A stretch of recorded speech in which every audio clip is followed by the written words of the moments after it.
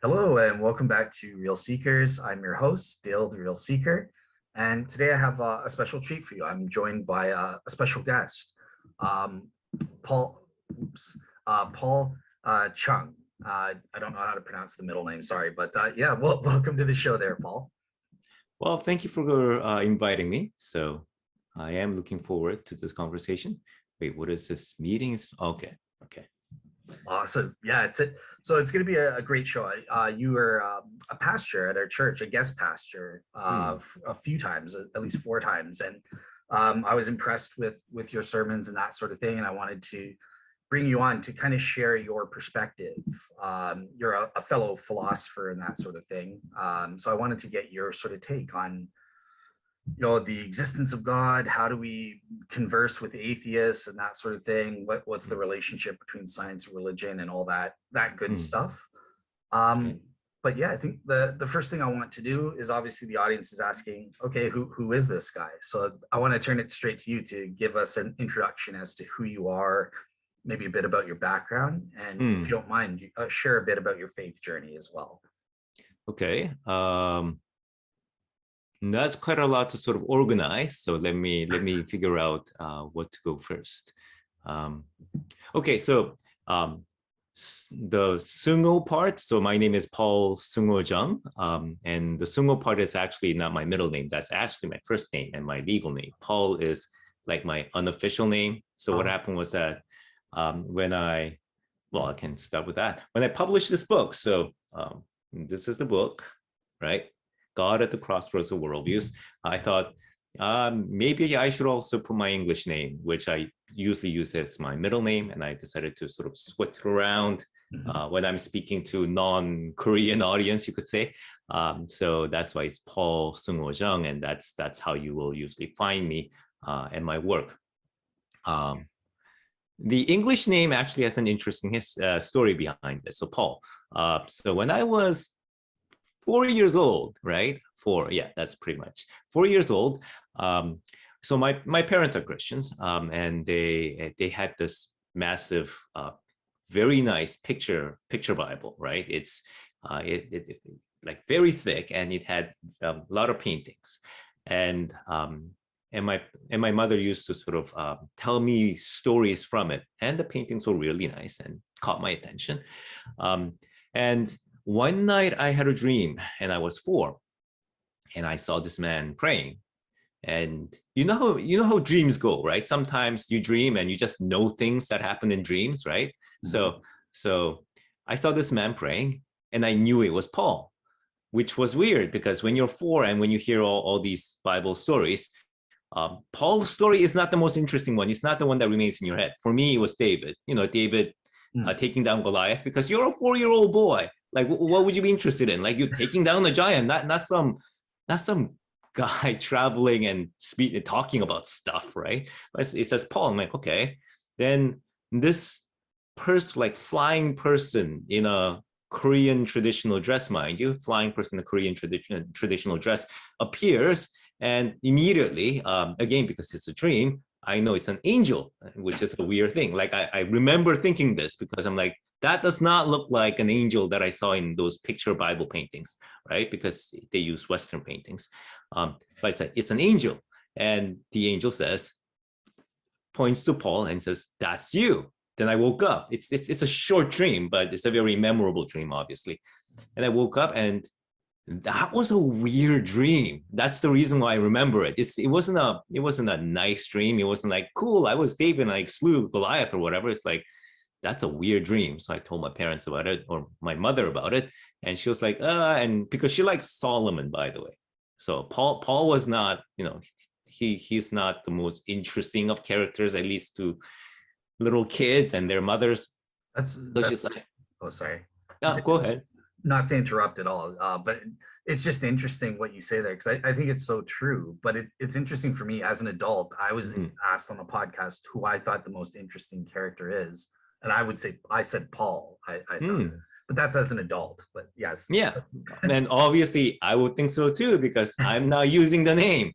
But that dream sort of stayed with me in the back of my head. So when when I was trying to choose my English name, because I was my family immigrated to Canada when I was very little, my grade school basically, and I was asked like, what do you want your English name to be, if you ever bother to get one, that is.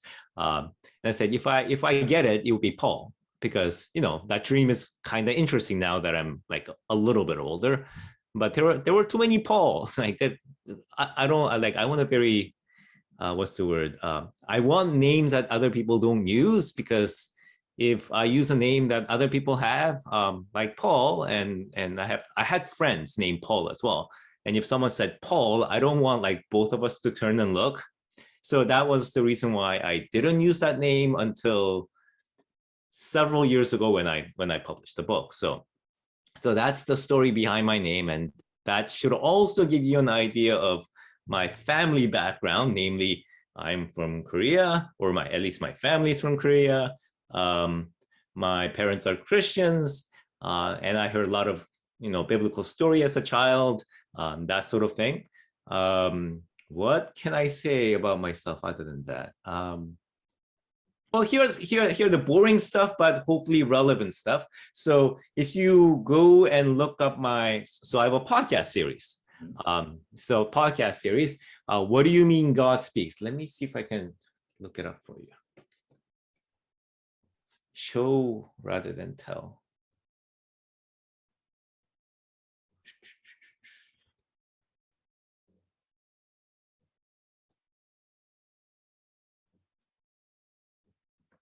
So it's in your normal platforms like can you see it? Move it up. Okay, yeah. There you go. What do you mean God speaks? So what do you mean God speaks, right? So you can find it on Google, Spotify, especially Apple, for some reason. So that's where you can find it. What do you mean God speaks? Podcast series. And go ahead. Yeah, so there I also describe myself as, because you also need to say like who you are when you do a podcast.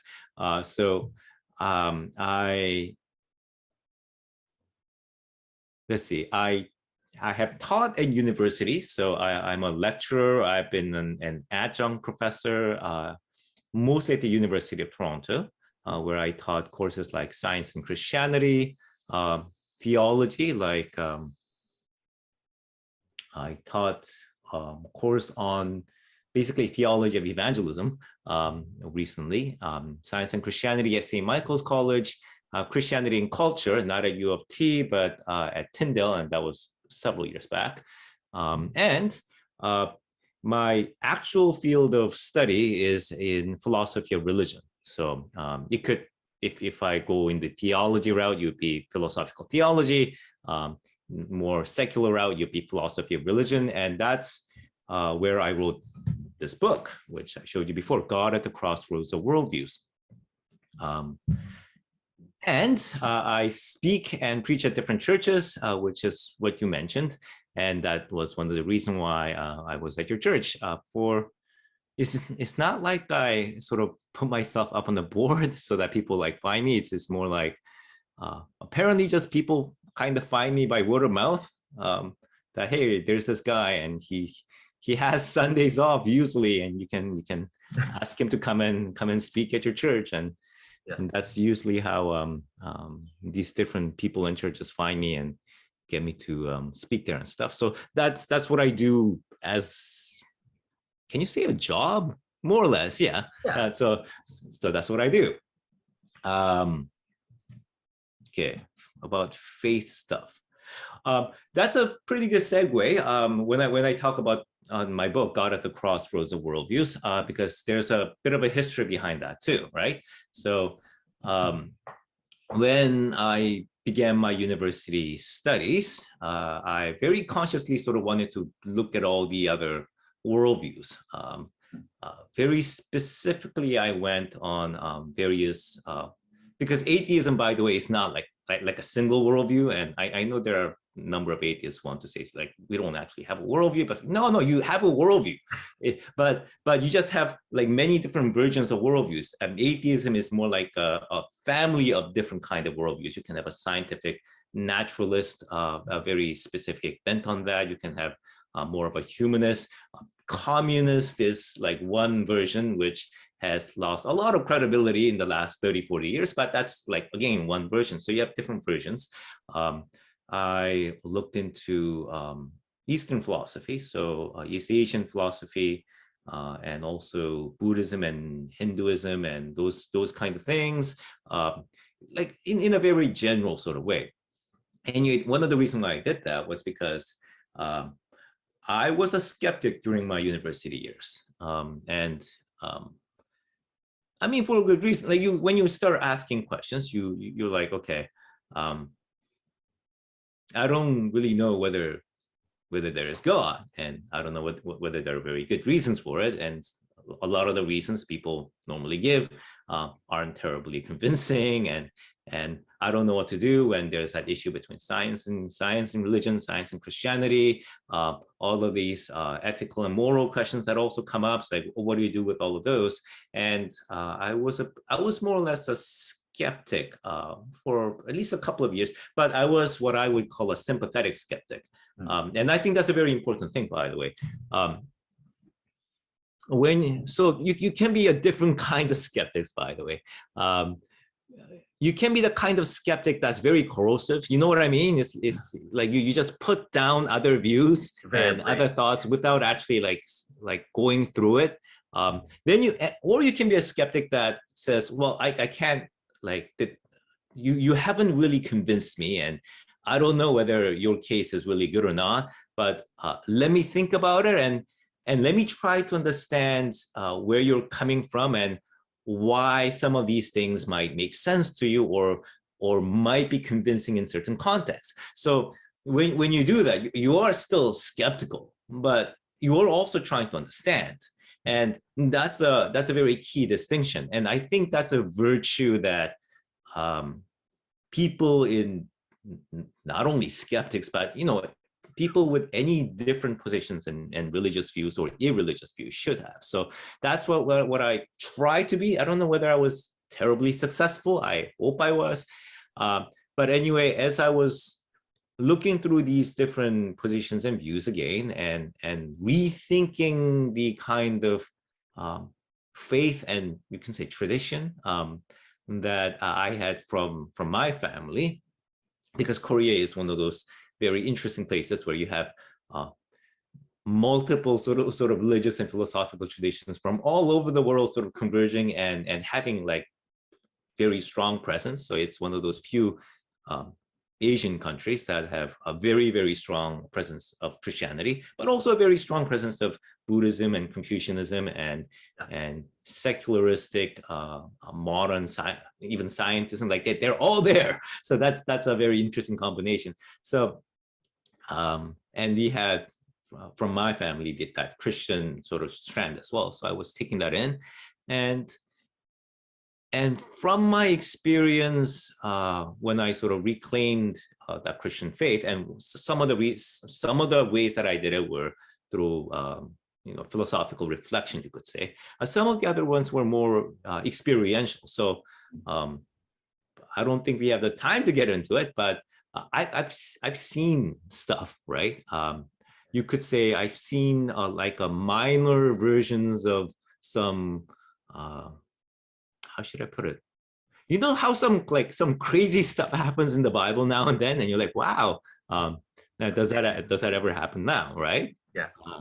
And I've seen minor versions of it. So, and I had to think through this because I had to go. Like what are you talking, like miracles? Are you talking visions or something? Or like, what do you mean? Well, I can talk about visions. That there were vision stuff. There were because Korean Christianity also has this strong charismatic bent to it. I mean, obviously, charismatic movement is like everywhere in the world. In fact, charismatic dimension of Christianity is probably the most vibrant so far, at least as of now, in Christianities across the world. In Korea, because I believe, because I'm not a specialist in any sense of the word on Korean Christianity, by the way. This is more like osmosis. I took it in from what happened around the people that I know. Anyway, so from what I know, there was a very strong sort of a charismatic revival from the Protestant side of Christianity in Korea around 1960s and 70s, which probably fueled churches like mega churches like what's the name? Full Gospel Yoiro Church. And it has its ups and downs, by the way. It has different controversies surrounding it. But one of the things that came from it was that people expected the possibility of incredible things happen, and the possibility of stuff like prophecies and visions. But on the other side, here I am from a more skeptical bent and more critical thinking bent. So I would sort of examine some of my experiences, saying, well, could this be that? Could this be this? So what's an example can I tell without weirding people out? Here's one. Okay, here's one. My father was called into a ministry when he was like 50 years old.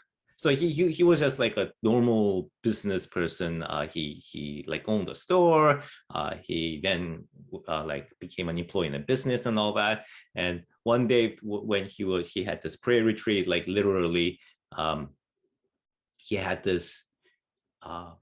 God spoke to him. And if you're wondering like what does it even mean for God to speak to people, check out my podcast. That's why it's called What Do You Mean God Speaks, where I examine like all of these different sort of statements, right? And we try to figure out like what all those things mean. Anyway, so I don't have time to go into that. I can just say like he felt that God spoke to him saying like, I want you to go into ministry. And I was in that skeptical stage then, but sympathetic skeptic, right? So I sort of listened in and tried to figure out what was happening. And he came and he came back from the retreat, and it was a very strong experience. But at the same time, he was thinking, but I'm the sole breadwinner for this family, and my son is now in like university and like tuitions. I was paying my own tuitions, but like. Oh, wow. You still need support, right? And my younger brother was about to go into university, and he's going to need support. So, so he was reluctant, and he, like very frankly, he didn't want to do it. He gets a call. He gets 3 different calls on the same day, and these 3 different people did not talk to each other, because I checked it. I'm like, did they talk to each other? Is that why they're calling you like on the same day? It's like, no, they called them separately on the same day, and they said, we were praying, and we suddenly had this strong feeling to call you and says God is calling you to ministry, even though like he's 50 years old and he's a businessman and doesn't know theology, right? So that's something to really think about. Is like what happened? Was there some sort of a like psychic link or something? Why is that happening? So we did what we normally would do in that situation. We shelved it. We shelved it. And one other thing that we said was, or he said, because like I was just an observer, he said, I need to go into like a seminary, and I'm a first generation immigrant. I'm not very great at English. And we are having enough trouble as it is making do with life, right? How am I going to pay for a seminary? By the way, seminary tuition, especially if it's not something like U of T, like Tyndale is not a public university, at least, yeah. And that means tuition's like a double the amount of what you would normally find in more public university settings. So it's like, I can't pay for something like that. And it would be even worse if he has to say, go to Korea where he can use his native language to go to a seminary, because then, another country, much more expensive. Yeah. So he said, I can't do something like that. So we shelved it for a week. And a week later, this lady comes to him and she said, "You're gonna think I'm crazy," because she knew my mother. She was like what's the word? I know in Japanese and in Korean, senpai in Japanese.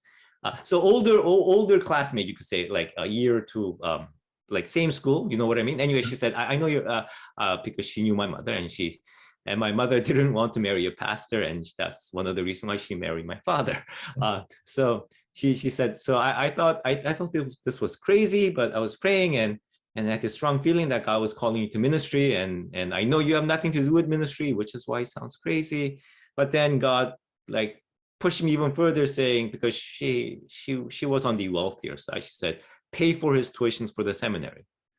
And I thought that if I said something like this, because okay, for those of you who are more on the skeptical bent, and you hear like Christians say these stuff, a lot of us aren't the crazy types, all right?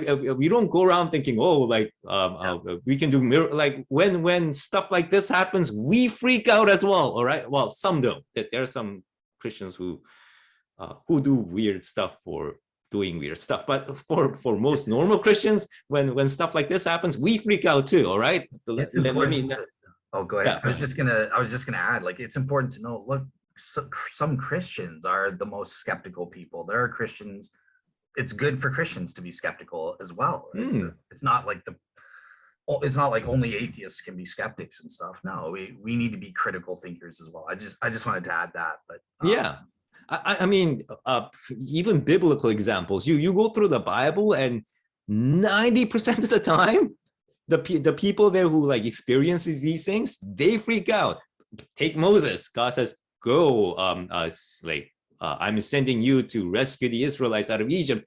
And Moses is the one that says he's the biggest voice of protest and negativity. It's like, no, I can't do that. You're well.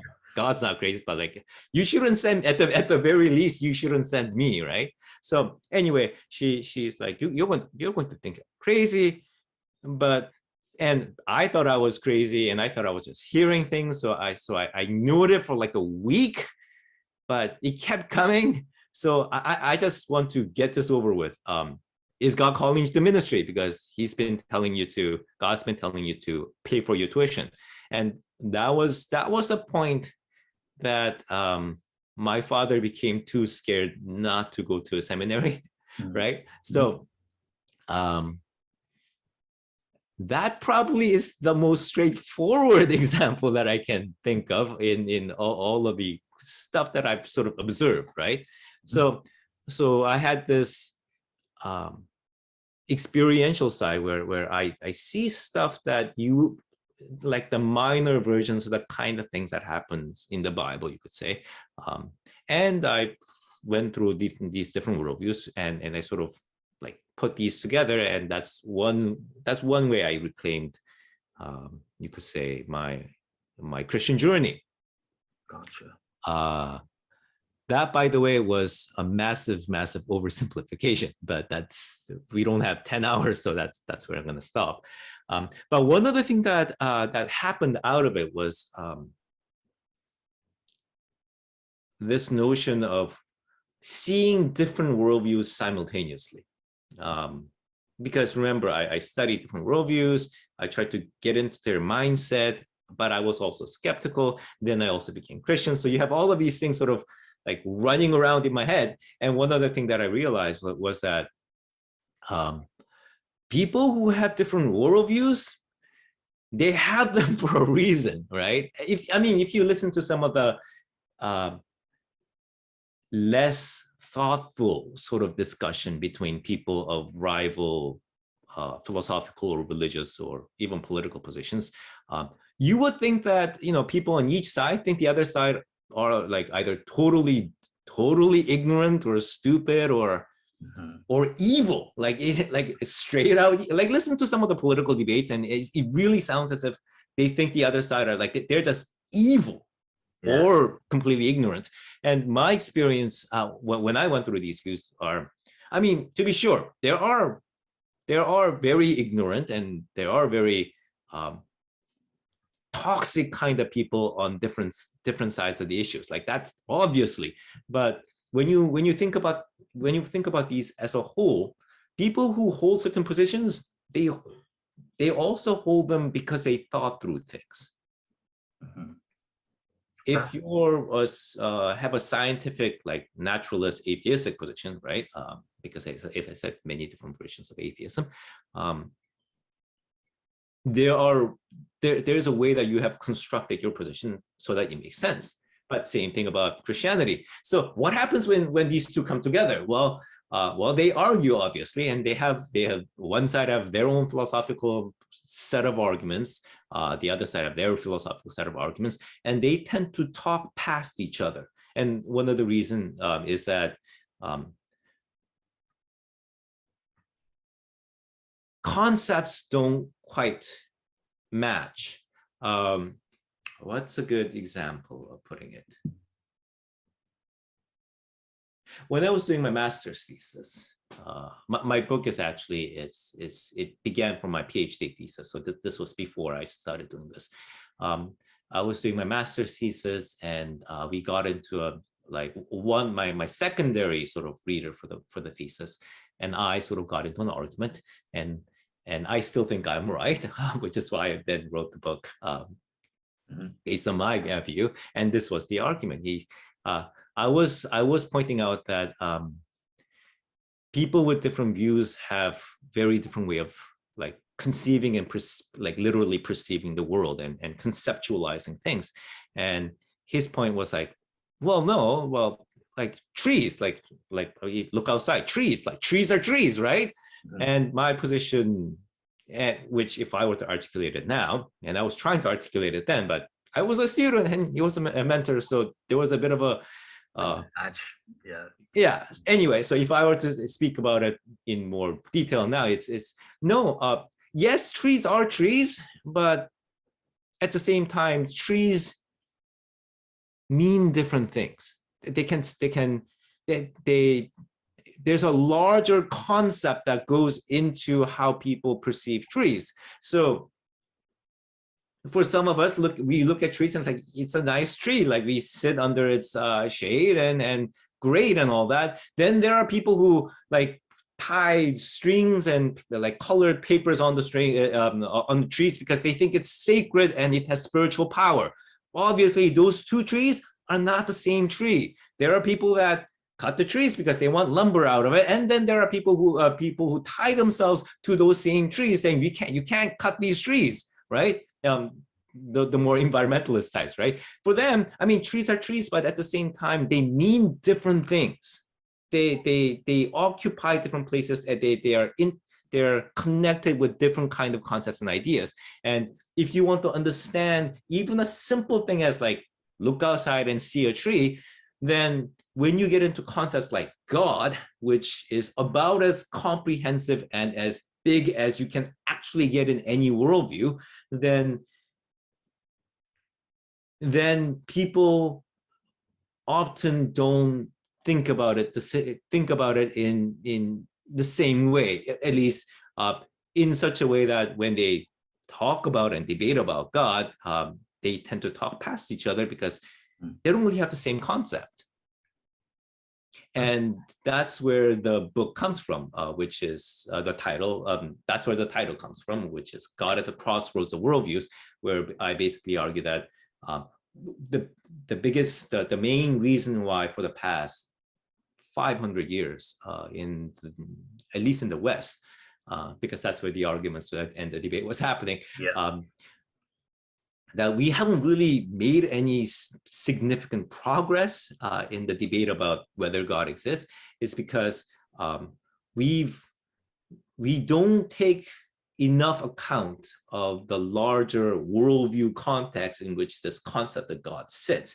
And if you want to have a fruitful discussion and debate, you need to bring like separate worldviews together, because worldviews tend to be a journey.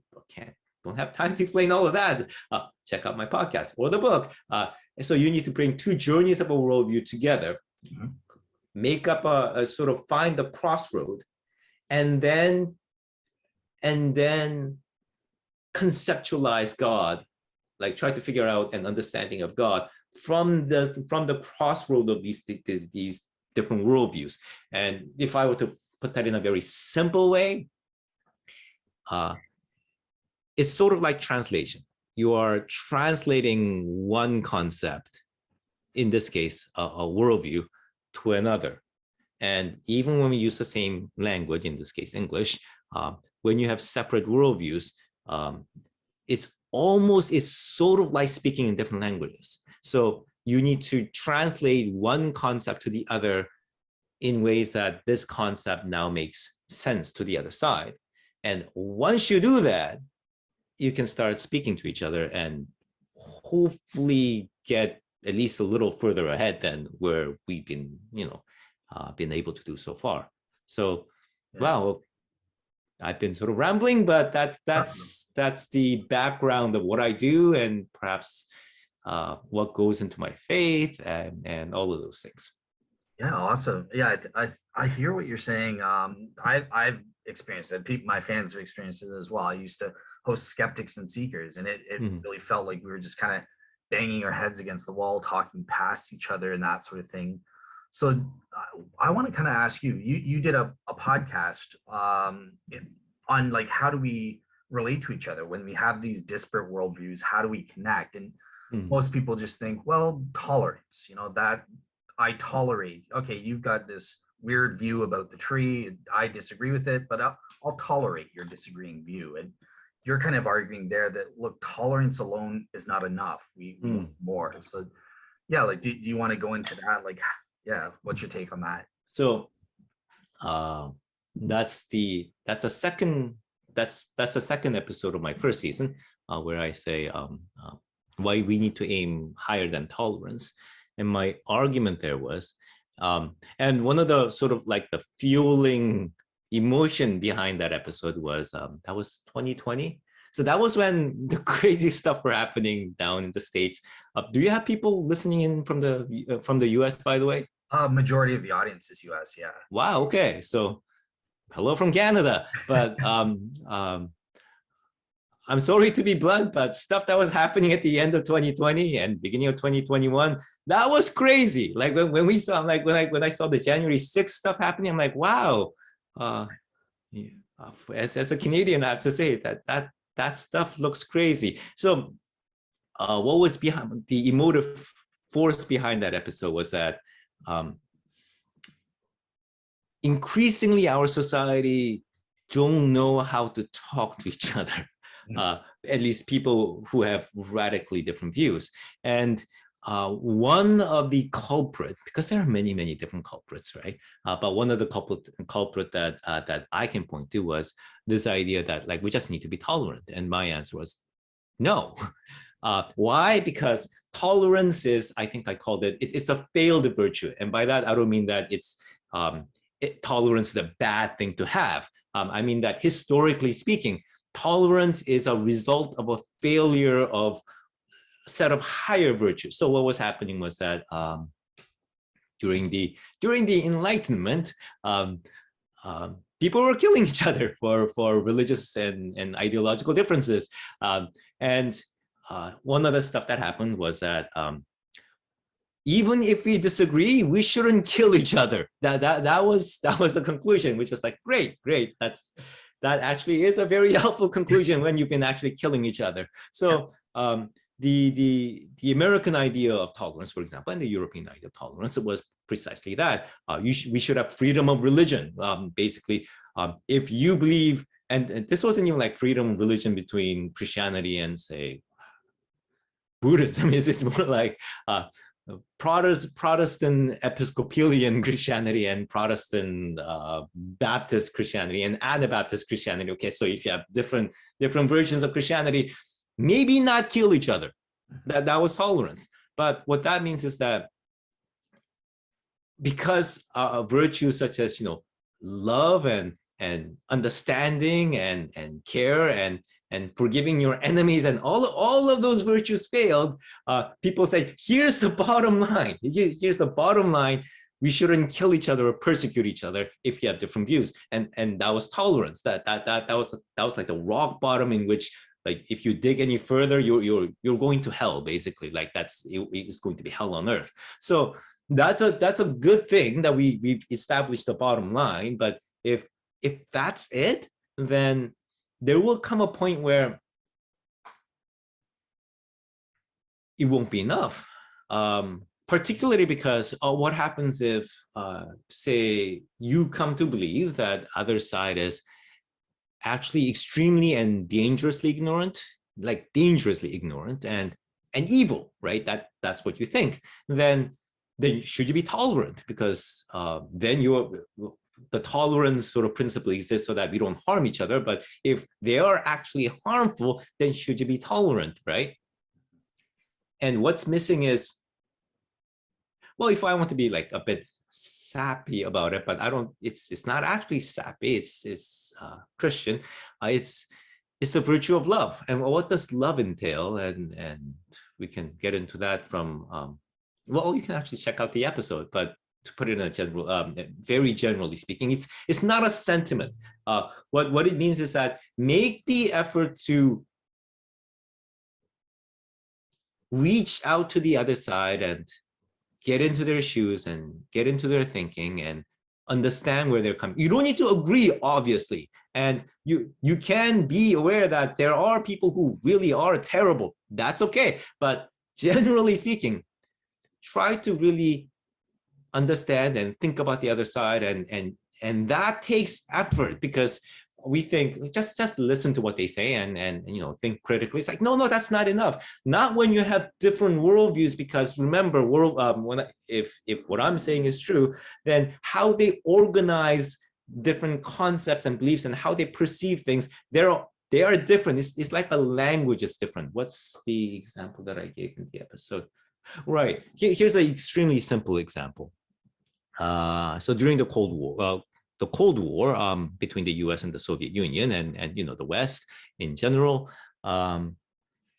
the Soviets, Khrushchev, I believe, said something like, and the context was they were going into a nuclear arms race, and Khrushchev basically said, you capitalist West, we will bury you, right? And that was what he said, and that was how he was translated. And the West basically took that as, because it sounds very gangster, right? Like I'm gonna bury you. Like what do you think about that? It means like I'm gonna kill you. I'm going to level the field. And oh look, we just developed nuclear weapons. And that was well, that's a content, right? But if you understood the background beliefs and the wordings and meanings that's under the surface, which is where you need to get to. What he was trying to say was that there's this communist metaphor, which said the capitalist system is self-destructive and it will destroy itself, so that we, the communists, will basically have to be there at the funeral of you capitalist West, and we will have to bury it because you would have died, and we would be like your grave diggers, because like we need to take care of your corpses and stuff, right? So it wasn't. Yes, it was naive, because one that got buried was the communist countries, but at least what he was trying to say wasn't as belligerent as people thought. It meant something else, but you can't figure that out unless you understand the entire background and you understand where they're coming from, and then you can understand even simple sentences like "we will bury you." So what happens when you are speaking with people with radically different views about something much more complicated? Well, you need to speak their language. Like in that sense, you need to know what it is like to think like them, and make basically and figure out a crossroad. And if you do that, then, well, one thing that can happen is that if you do that, and if you know what it is like to think like them and get into their positions, then you can also discern the good version of their positions and the more toxic versions of their positions, because you will be able to tell the difference, right? Just like if you're, say, a Christian, you'll be able to tell the difference between hopefully, tell the difference between people who, among Christians who are more Christ-like, or at least people who are trying to follow Christ, and people who are just like faking it. You know what I mean? Like they say the right stuff, like they will listen, they will parrot the right stuff, but you see how they like form their actions and word things and do things, and you, if you actually are, are steeped in that Christian journey, you are better able to tell the toxic and even a fake version of Christianity. I mean, more at least. And it's a similar mechanism. It's a similar sort of principle. Yeah. So once you do that, you can tell, and if you can do that, you can have a more fruitful conversation. So that's what I mean. If you just stick with tolerance, you never get past that bottom level, final sort of like line in the sand, and you just won't, because tolerance don't make you reach out. Yeah. It's love and care and curiosity and passion for truth and all of that makes you reach out. So that's what you need, and that's what I mean when I say we need to aim higher than tolerance. Gotcha. Awesome. Yeah, I think that makes perfect sense. Like it's part of being loving. You want to have an in-depth understanding and help that individual to speak the same language and to understand and stuff like that. And I'll confess, I'm sometimes I myself have been guilty of not doing that and just saying, well, at least I tolerate you kind of thing. So we need to get past that at times. So yeah, I think that was well said. It's a tough thing to do, right? It is. It's a tough thing to do from all sides. And I mean, if from the Christian perspective, that's why you need the grace of Christ, right?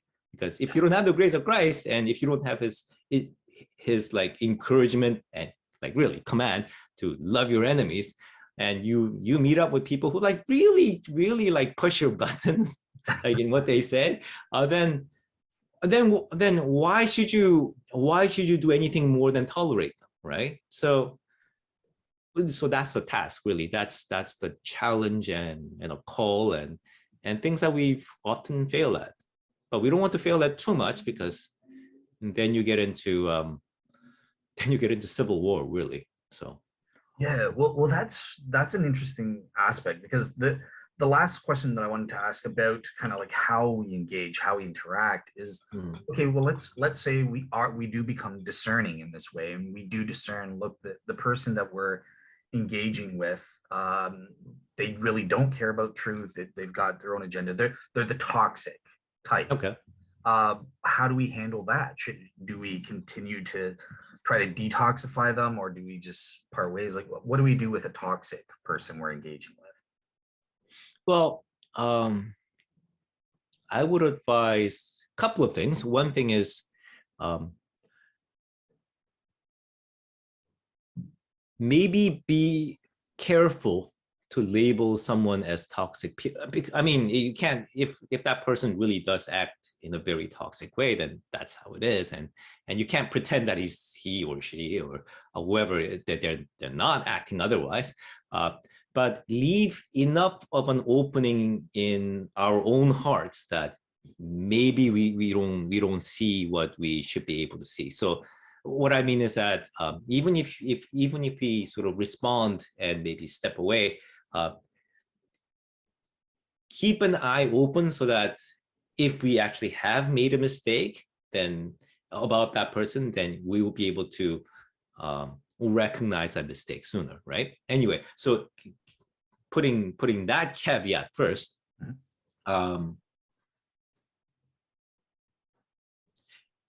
when you have a conversation and you want this to be a fruitful conversation, and we want to edify each other, and that's true even if say people believe, especially true if people believe very, very different things, but I mean spiritually edifying as a Christian, then one other thing that we may want to ask is, when we converse, are we edifying each other, or are we just looking for a fight, right? And sometimes some people are just looking for a fight and they want to take people down.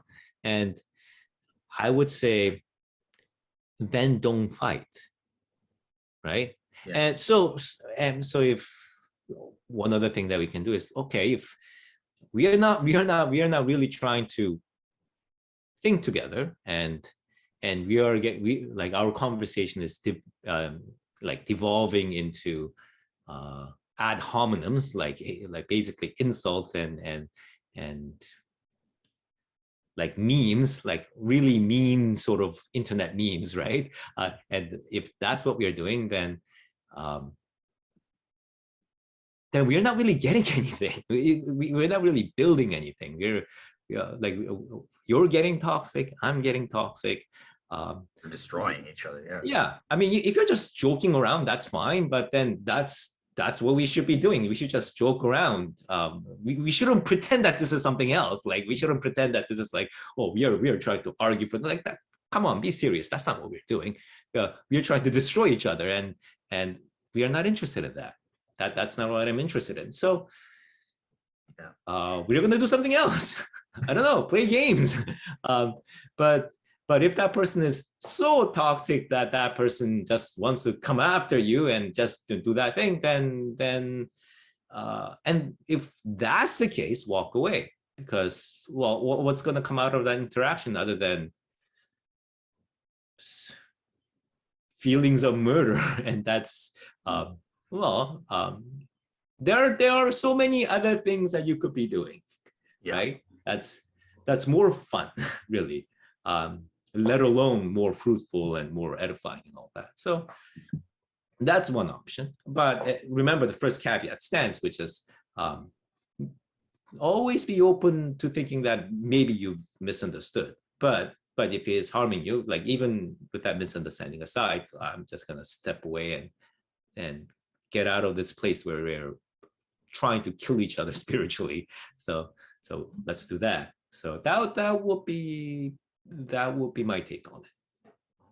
Awesome. All right, well said. All right, cool. So I want to transition into kind of the main essence, right? So your kind of thing, the relationship, you know, what is God and that sort of thing. So let's look at the debate between God and atheists. And the first thing I want to ask you, because you have kind of a unique perspective. So in the first place, who and what is God in your view? And then follow up with, okay, well, what possible role does God play today? But, you know, we're in the modern scientific age.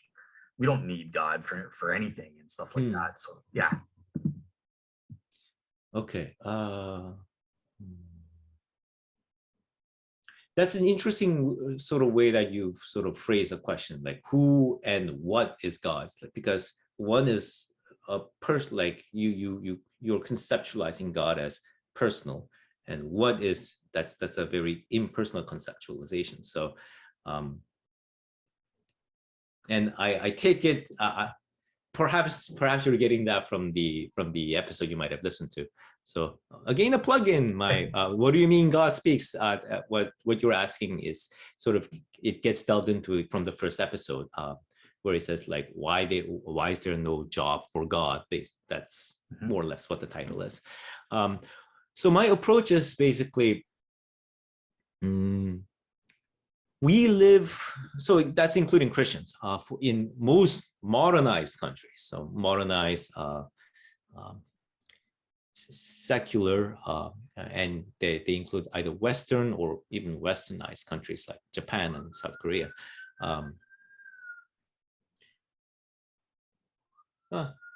Police alarm.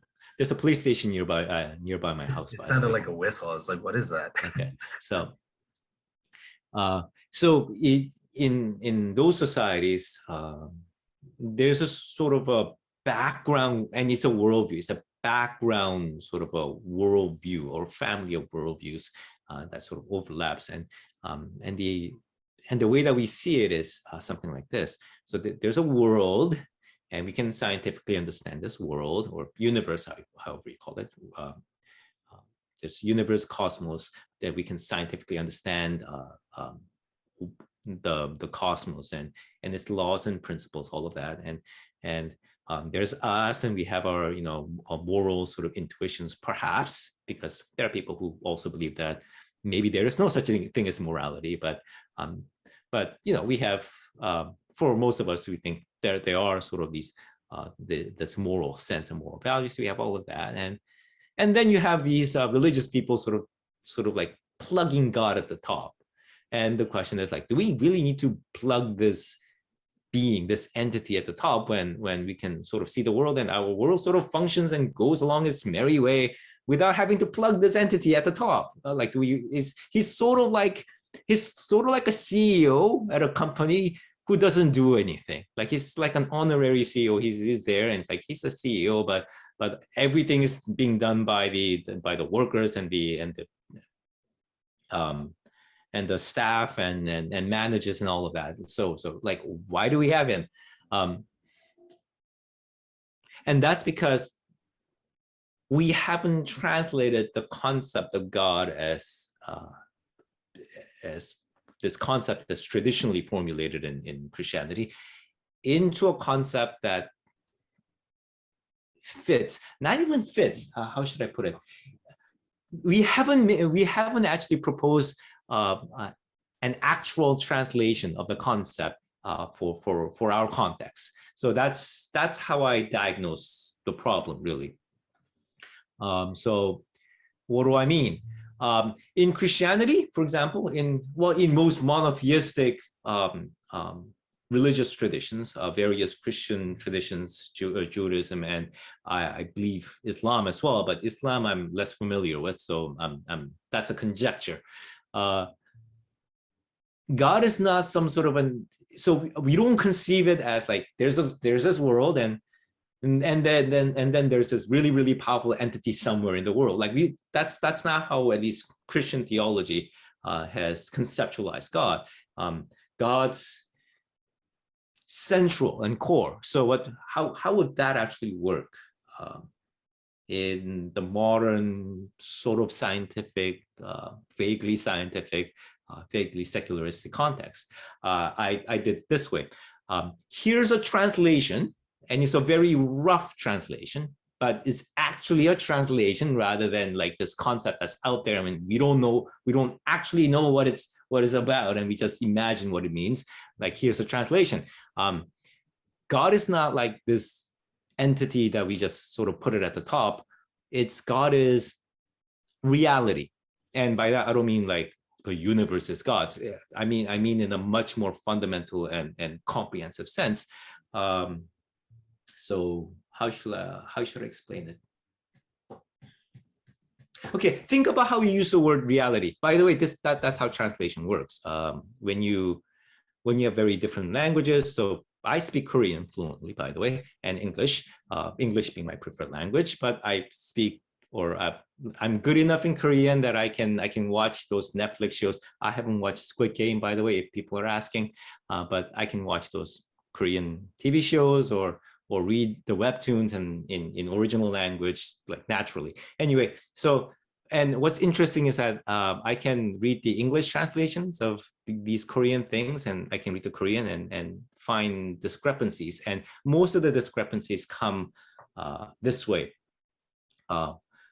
Words, when you want to really translate the words really, really well, you want to know more than just the meaning of that specific word. You want to know how the word is used in daily life, really. Like, you want to know how the word is used in the larger context, in multiple different contexts and settings. And then you want to be able to see how that word was used in that specific context, and then translate the word into a word that has same sort of usage, right? So that's how you translate. So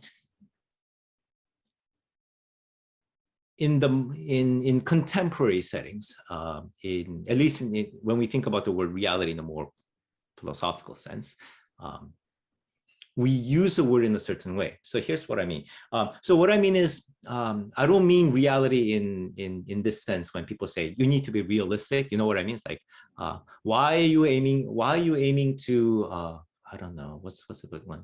Why are you getting out of university and you're cushy, like planned out future and setting up a tech company, and say this happened in the 2010s, and like, what's a tech company like? Google, like, why are you doing that? It's unrealistic, right? And that's not what I mean by the word, because what then happens is that it might not have seemed realistic, but what actually happened, what really happened, that's where the word comes in. What really happened was that was a wonderful choice. It's Google really changed the world. That's how reality unfolded. So that's what I mean. We use reality in this sense. Anything that you do, even like the dreams that you have and the visions that you have and stuff that's right now only like in possibilities, and you're trying to realize that you're still interacting with reality, really. Like, you're trying to make things real and all of that. When you're in the sciences and you're studying the cosmos and you're studying nature and all of that, in the broadest possible sense, you're engaging with reality in a very particular way, with a very particular sort of set of conceptual tools, which happen to be very precise, using very specific sort of language, you could say. Mathematics is sort of like a language in that it can describe things, right? So that's what you're engaged with reality. Reality holds all of these different possibilities. And not only that, when we do stuff, you can say things don't always unfold and comes out the way like we imagine, because there's our thoughts and there's reality, and that's what you're being measured against. So in that sense, reality is like the judge of our actions. We don't get to 100% decide what will happen. It's our engagement with reality that does that. So the way that we relate to reality in all of these different contexts is how Christians and the Jews, and very likely the Muslims, describe their relationship with God. And this is where the very, very, very old traditional theological formulation of God comes in, where he says God is, and this is like 1500 years old, that this formulation, and it's based on even older sort of thoughts, right? So God is being itself, God is truth itself, and God is goodness itself. And this is where sometimes people say, you might have heard this.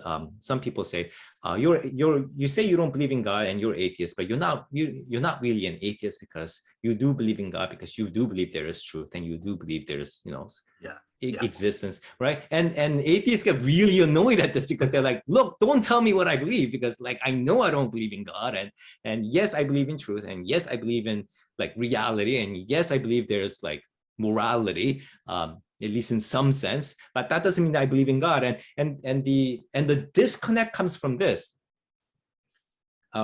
Atheists consider God as like this like grandfatherly entity. Maybe they say like, we don't have this like imagery of that, but really when you boil it down, like there's this entity who just happened to be very powerful and command things to us, whereas the traditional formulation is something like anything real, like reality in the most widest possible sense, and truth that we encounter when we engage with reality, and moral goodness that's sort of embedded in reality. So that, and this is where, very interestingly, by the way, the evolutionary account of morality is actually in concordance with the Christian position, which is like morality enables humanity to survive and flourish. That's why we evolve morality. That's actually one of the things that I'm sort of discussing in the episode that I'm trying to record in the next couple of days. But anyway, so in that sense, what's happening is that the atheists who object to this characterization that you actually believe in God, they are right to object to it, because it doesn't mean that you believe in like God as Christians like fully envision it, but they also at the same time haven't understood what the concept of God fully meant. So that's where the disconnect comes in. Anyway, so at this level, because at least some people should be wondering, like, is that like all that God means, because if that's what you mean by God, then everyone believes in God, but that's not it, right? And my answer is that's where the translation starts. And you need to start here, because otherwise you've already misconceptualized and misunderstand what the concept is, misunderstood what the belief is. So for the Christians, God is reality, because that's how we relate to God. That's how the concept is used. That's how we think about things, or at least that's how we should think about these things, because in our modern secular age, Christians have sort of lost this very nuanced conceptualization.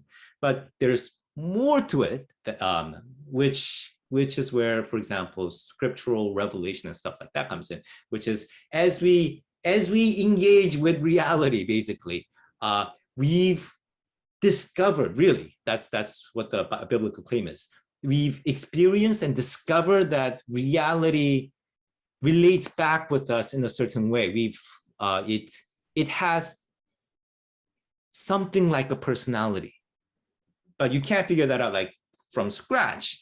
It took a couple of thousand years and multiple generations for people to sort of piece out what reality is like and what became more like a who, because it had a personality. And it culminates, at least in Christianity, in the person of Jesus Christ, where people saw this person of Jesus and they said, if anything represents what experiencing reality fully in all its possibility and goodness, then it has to be that person, and that person who dies on the cross and rises again from the dead, right? That the resurrection, that's the fulcrum. That's the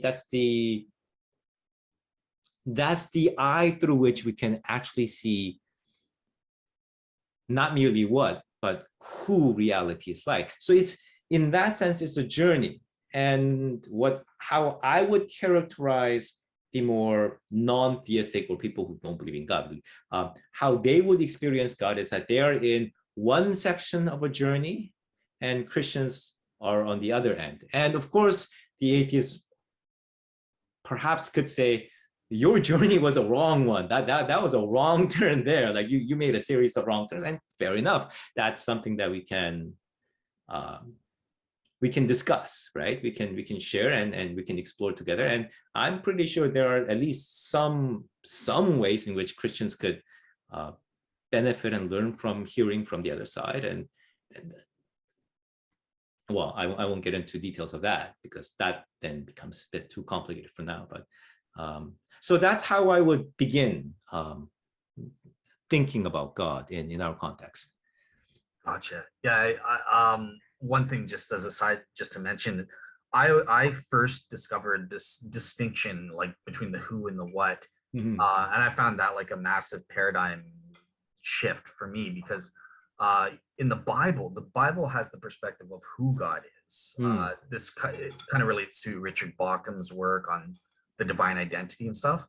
And then it wasn't until later when the philosophers came in, they started asking the what question.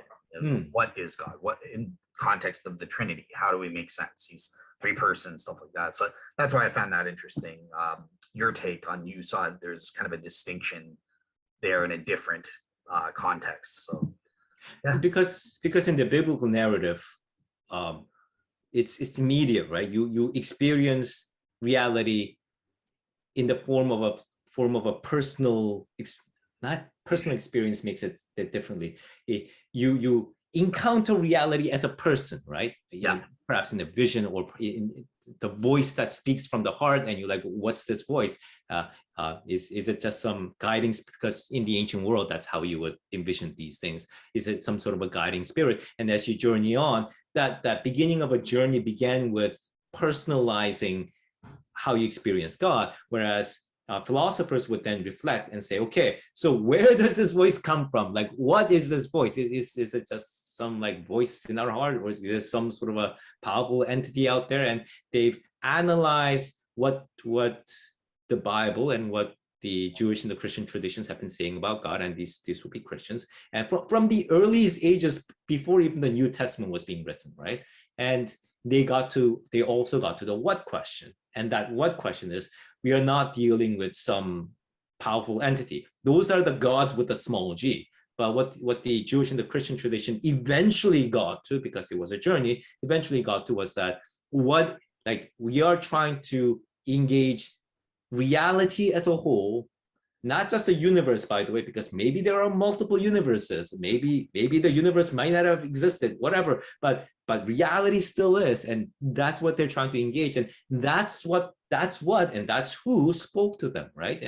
And that's where the two sort of connected. So yes, those are two very closely linked but distinct questions. Gotcha. All right, cool. All right, so I want to ask you this then. So great. Now we kind of get a sense of who and what you think God is and the role he plays. Great. All the atheists in my audience are asking, who cares? You haven't demonstrated that there is actually this God. Is there any scientific evidence that counts for or against the existence of God in your view?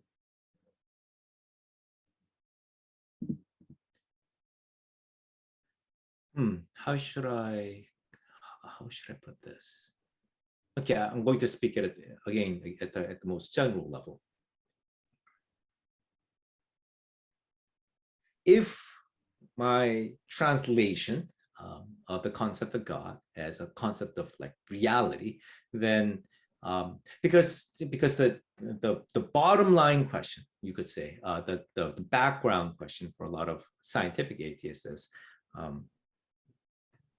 if we can explain everything that happens in the universe in terms of either laws of physics or laws of nature, because there's a question about whether laws of physics simply just explain everything on top of it, or do like different laws, say like principles of evolution, do they emerge when things get more complex? But that's, if you're curious, look up the concept of emergence, separate issue. Anyway, put it in a very general way. If you can explain everything in terms of laws of nature and the entire principle, then do we really need God? And so far, some of the less thoughtful argument, you could say, thoughtful debate has been focused more on, well, maybe there are things that these laws don't explain, like where did life come from, and we don't have the full answer to that, and how Big Bang occurred, and because we are still searching for the ultimate laws of physics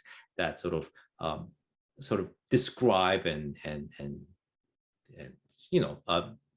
describe how Big Bang occurs and whether there are multiple universes and all of those things, and that's where the M theory and superstring theory, all of that sort of fits in. And that sort of sounds like, well, are we sort of slotting this God entity in places where science can't explain? And that's where the God of the gap fallacy and that sort of criticism comes from. But that's not how I've translated the concept of God. And I would argue, that's not actually what the concept of God is, for as long as the more finalized concept was for the past 2,500 years or so, at least 2,000 years. So if I were to say, the simplest translation is something like God is reality, and if I were to substitute that word into a question like, well, if you can explain everything in terms of laws of nature, do we really need God? And translate that word into reality, then you have this question. If I can explain everything in terms of laws of physics, do we really need reality? And my answer is, yes, but that's not quite the right answer, because you'd be like, maybe we're not using the word correctly, because that's a strange question to ask. And remember, God in the traditional 1,500-year-old formulation, God is being itself, truth itself, and goodness itself. And like substitute all of that into those questions. We can explain everything in terms of science. Great, excellent. We haven't, but perhaps we can, and that would be wonderful if we can. But let's do that. We explained everything in terms of laws of nature, and science can discover it. Let's say we got to that point. do we really need being? Do we really need truth? It's like yes and yes, but it's not a question of need. It's more like this concept underlies the entire project, right? And one of my so in the book God at the Crossroads of Worldviews, that's where I talk about the approach, philosophical sort of approach about bringing together worldviews and how the concept and belief in God and God would fit into that approach. I discuss this crossroad between Christianity and general sort of scientific naturalism. And I said, if I were going to translate the concept of God specifically into the context of, say, natural science, and that's important, the context, like into the context, what would the concept of God be as far as natural sciences are concerned, right? And my analysis was that the closest concept that actually translates to how the concept of God actually is the concept of the laws of nature, period. Like or more largely speaking, the concept of rational principle that define and underlies everything that happens that science can discover and understand. And it's the concept of what's called the logos. And there's a philosophical sort of history behind that, by the way. So if you know the history of science, modern science emerged from philosophy. In fact, until just a couple of hundred years ago, modern science was literally called natural philosophy, right? Isaac Newton, for example, the guy with gravity, like he discovered the discoverer of gravity. He didn't say he was a scientist because the term didn't exist back then. He said he was a natural philosopher and a theologian. He also saw himself sort of as a theologian. So sciences emerged, physics, like astronomy first, pretty much, and then physics and chemistry, then eventually biology and psychology emerged like fairly later, comparatively speaking, from what's called like philosophy. And there's in Western philosophy, and I wouldn't just say Western philosophy, but it's a version of the same idea that you can find in various philosophical traditions across the world. And the idea is basically something like this. The universe or the cosmos, we can think about it and we can describe it rationally. We can use our language and our reason to understand the workings in terms of principles or principles or laws. That's where the terms of laws of nature comes in. So, and we call that logos because logos literally means something like discourse, words, reason, and that's how ancient Greek philosophers used it when they were using the word philosophically speaking. And they thought, philosophy is basically about using our logos, like our sort of discourse and language, to understand and describe reality, really, the moral reality, the physical reality, all of that, because that's how reality is structured by logos. And they use different terms for it. Plato used terms like the forms, and Aristotle as well. But then the Stoic went back to the term logos. For example, the East Asian philosophy, they use the term Tao, and in fact, the two terms are often translated into each other, like logos is translated into Tao, stuff like that. Anyway, this idea of the logos then became the foundational principle, or for the foundational ground, really, on which the practice of science is pretty much built. Because really, reject this idea, right? Universe, there is no rational principle to the universe. We can't describe it. We can't describe it with language and reason. There's no point to it because there's no connect. There's no logos. If you say that, you can't do science, because that's what science does, really. And what's interesting is that with the Jewish theologians like Philo, and later literally in the New Testament Bible, in the Gospel of John, they said this logos, this philosophical principle logos, is God. It's not like, well, no, like you can believe in your logos and we will believe in God. No. Logos is God, or more specifically, it's God speaking, right? Why? Because the idea is reality, all of reality is sort of like speech.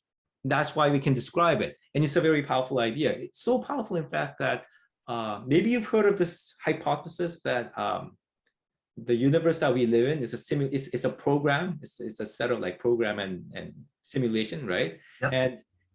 And scientifically speaking, like we can't dismiss it. We don't take it so far. Most scientists won't take it seriously, but the reason why we don't take it seriously isn't because obviously that's not what the universe is. It's more of a common sense thing, really. The same reason why we believe that we are not in the matrix. But the reason why this hypothesis, this proposal can be out there is that what science actually examines is information, really. Information, principles, that's what we examine. Because again, in that sense, reality is like a language. That's a foundational sort of idea about our world that science operates in. And according to Christian theology, that's what they mean when they say God, or at least God speaking, insofar as in the context of natural science, because God, people experience God in many different ways beyond that very specific context. But as insofar as science is concerned, then that's what we mean by God. So that's how it is. And people say, well, do you have any evidence for God? The most general answer that I could give is that might not be a very good question to ask, any more than it's a question of, do you have any evidence that universe has rational principle? Or do you have any evidence that there's such thing as laws of nature? Or do you have any evidence that science works? And it's like, yes, but that's you're probably not asking or thinking about the question the correct way. Now, what we can go where we can go from here in terms of science is something like this. Okay, so how should I put it? So for example, what's his name? Stephen Hawking. So I know people who are atheists will be very aware that Stephen Hawking was an atheist. He's pretty explicit about it. He says in the book Grand Design, where he says we don't need God, there is a very interesting line, and this was like before I published the book. All right, so it's more like I had my position, then I realized, oh, interesting thing that you say there, but I sort of like my position sort of predict, maybe it's not a good word, but anyway, here's what he said. He said, maybe by God people mean, I'm paraphrasing it here because I don't have the book with me. If by God you mean the physical laws of nature, then yeah, okay, like God exists, like there is God. But you need more than that for God, because don't you need miracles, which like violates the laws of nature? And since you can't violate the laws of nature, that's why I don't believe in God. Like that was his general flow of his thoughts there. My position would be that you have the first part correct, right? You've offhandedly correctly analyzed that the closest conception, closest idea in the natural sciences that correlates to the concept of God is not some sort of a like super powerful alien entity, really, but something like the laws of nature. Now, what about miracles? Does it violate the laws of nature? And all of those, I would say miracle is a very different concept. And it doesn't fit well with the question of like laws of nature and does it violate it or not, because when the idea of miracle was first being sort of raised in the biblical narratives, there was no there was no concept of there are these laws and then you violate these laws. People didn't think that way. It was more like, wow, look at this amazing and cool stuff that happened that we didn't think could ever happen, but it happened, like the water is being split. And does this extraordinary thing that happened leads us to God? That's why miracle in the original Greek, for example, is literally means sign. It's a sign, not a break, it's a sign. So could a sign do something that, at least as far as our scientific knowledge is concerned, do something that we think is impossible? Probably, but it doesn't have to be, because that's not what is actually concerned about. Here's an example that I give in some of my courses. I think about 10 years ago or so, some people did a computer simulation, and they weren't trying to prove the Bible either. They were just using the Bible Exodus story as a case study of trying to figure out how well this simulator worked. And what they're trying to do was, like, I think it's something about fluid dynamics. And they said, according to the simulation, if you plugged in all of these different information about what happened in the Exodus, like assuming that happened, because remember, they're not trying to prove the Bible. They said there are locations in the Egyptian Delta, right, where like waters and the sea meets, where if a strong wind blows from the direction that Exodus described, and it's not so strong that people can't walk, so it can't be like hurricane force, but a very strong gale force, then laws of physics, as simulated in this program, shows that there are locations where the water will actually part and form a wall that's about 2 or 3 meters high and maybe 5 kilometers across. And that's actually what our knowledge of science says would happen in certain locations. Does that mean that that's where Exodus happened? No, they're just trying to figure out how good the simulator is, right? But here was a thought experiment that I proposed. I said, let's say that really was what happened, and that's how people cross the sea in the story of Exodus, right?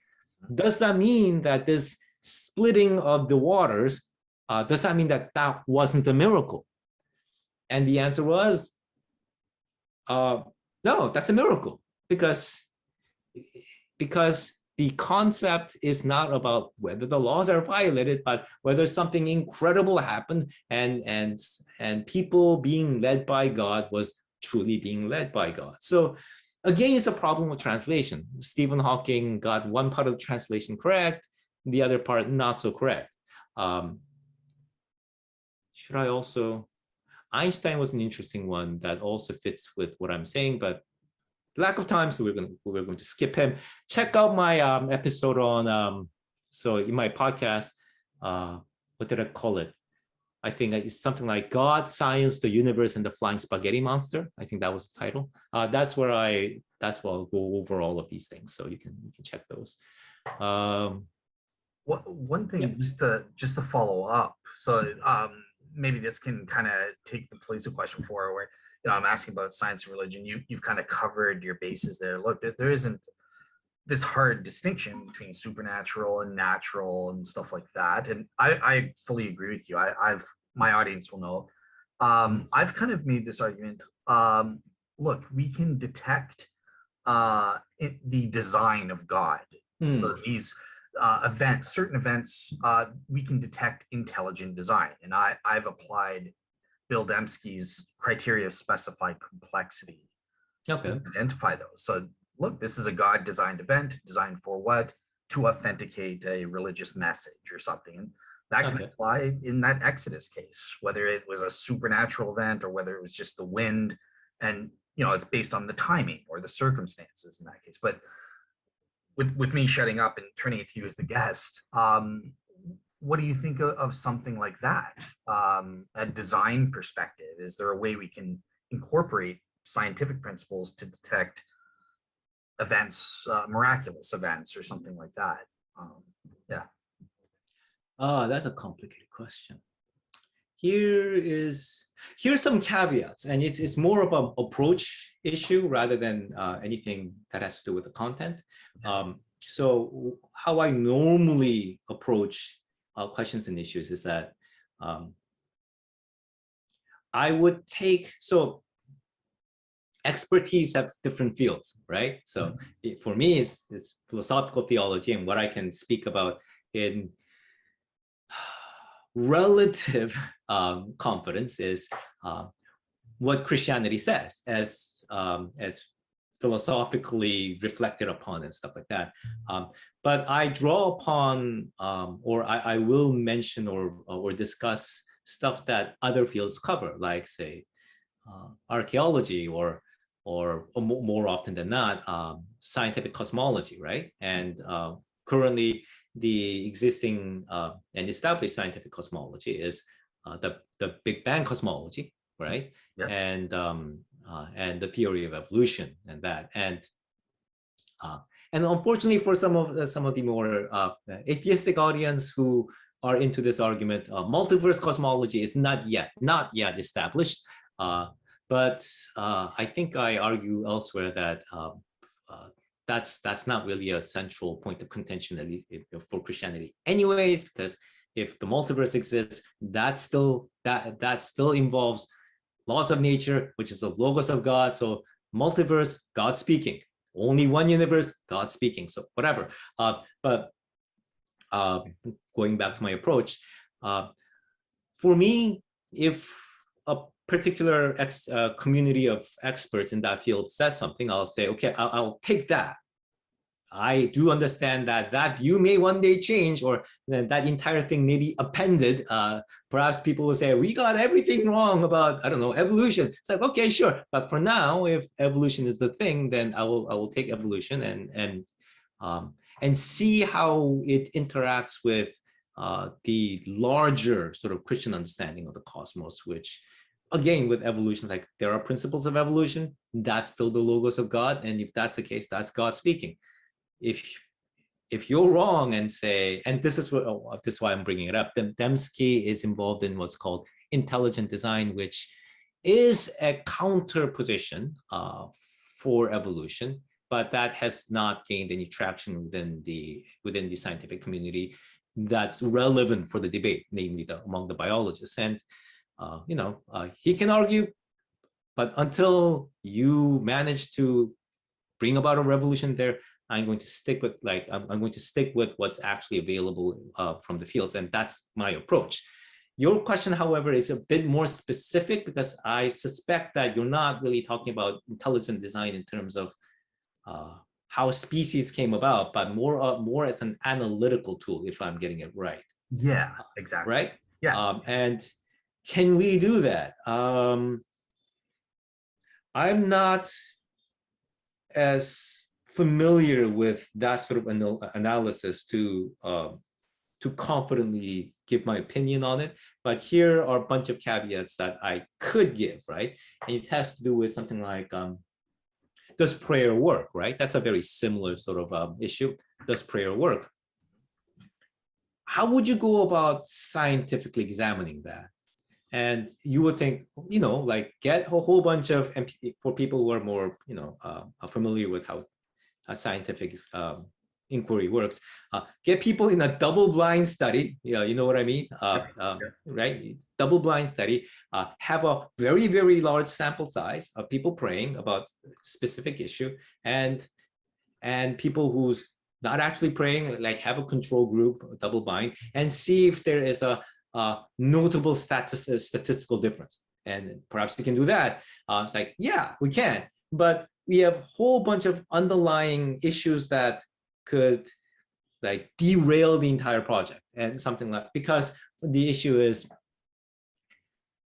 if you're thinking about God in simply the terms of like the laws of nature, and that's also God speaking, at least as far as Christianity is concerned. So, and that's much more regular, and we can scientifically study that.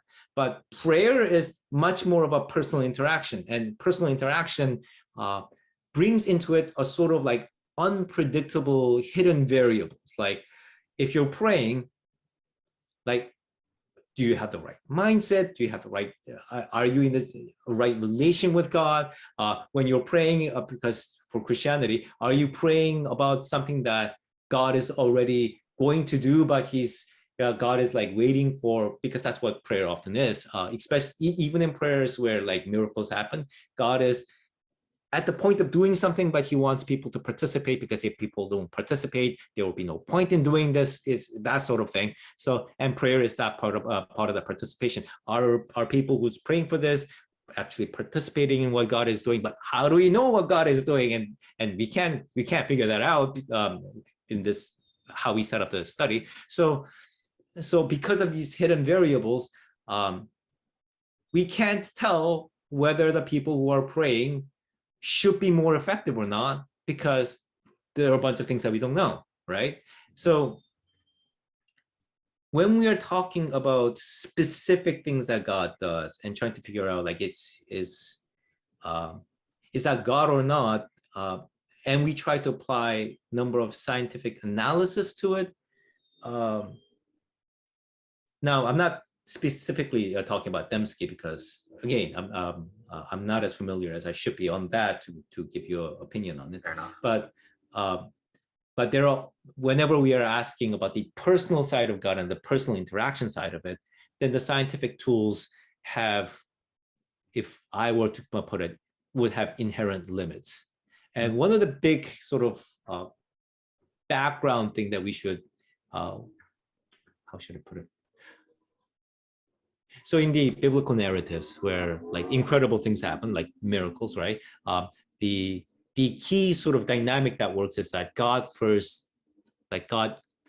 converses with people, and there's a direction of what's going to happen, right? And then people confirm that God has actually spoken to them what is true by seeing that this thing happened. That's the dynamic.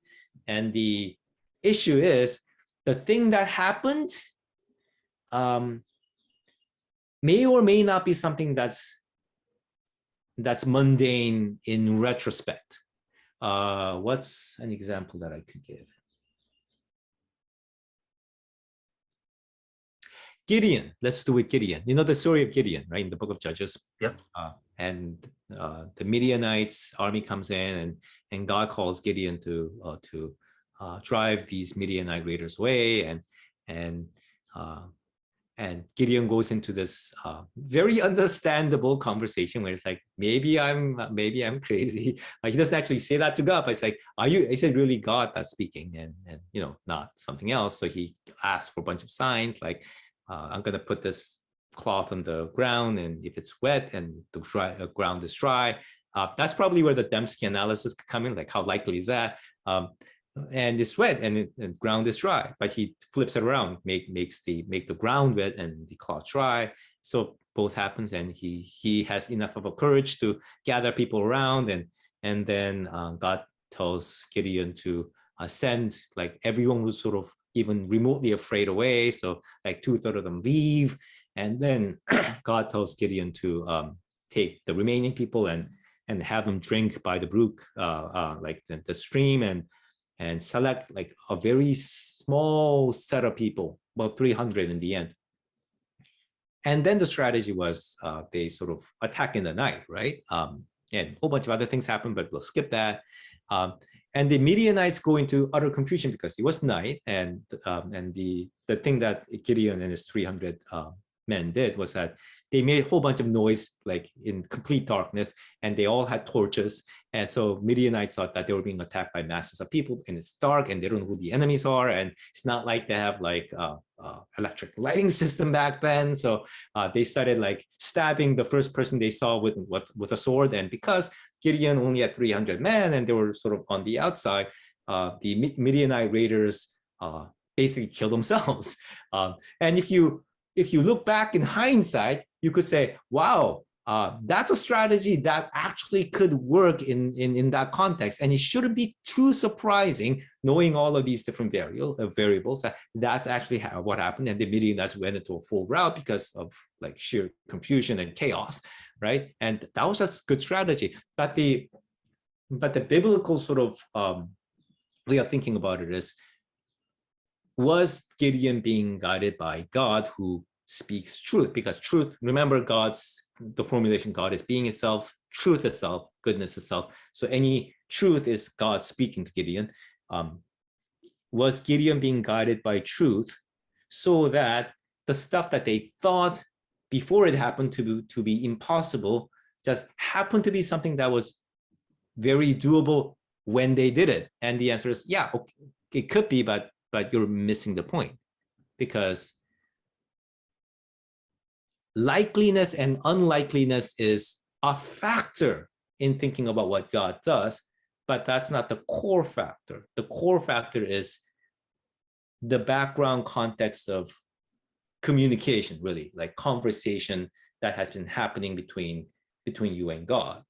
So those are, again, it's this is not an answer to where that analytical tool works or not. It's more of a generalized caveat saying, here are the different sort of more, what I would consider to be more central questions about what it means to think about God in a more personal way that is more at the forefront than the analytical tool that we might want to use in determining the likeliness or unlikeliness of that event, because that's a factor, but that's not a central factor in how people should think, at least biblically speaking, about whether God is leading people or not. So makes sense to me. Yeah, I think I agree with you that, and this is why I kind of distinguish between certain types of miracles and stuff, and I'm specifically focused on miracles where that personal aspect is established. You know,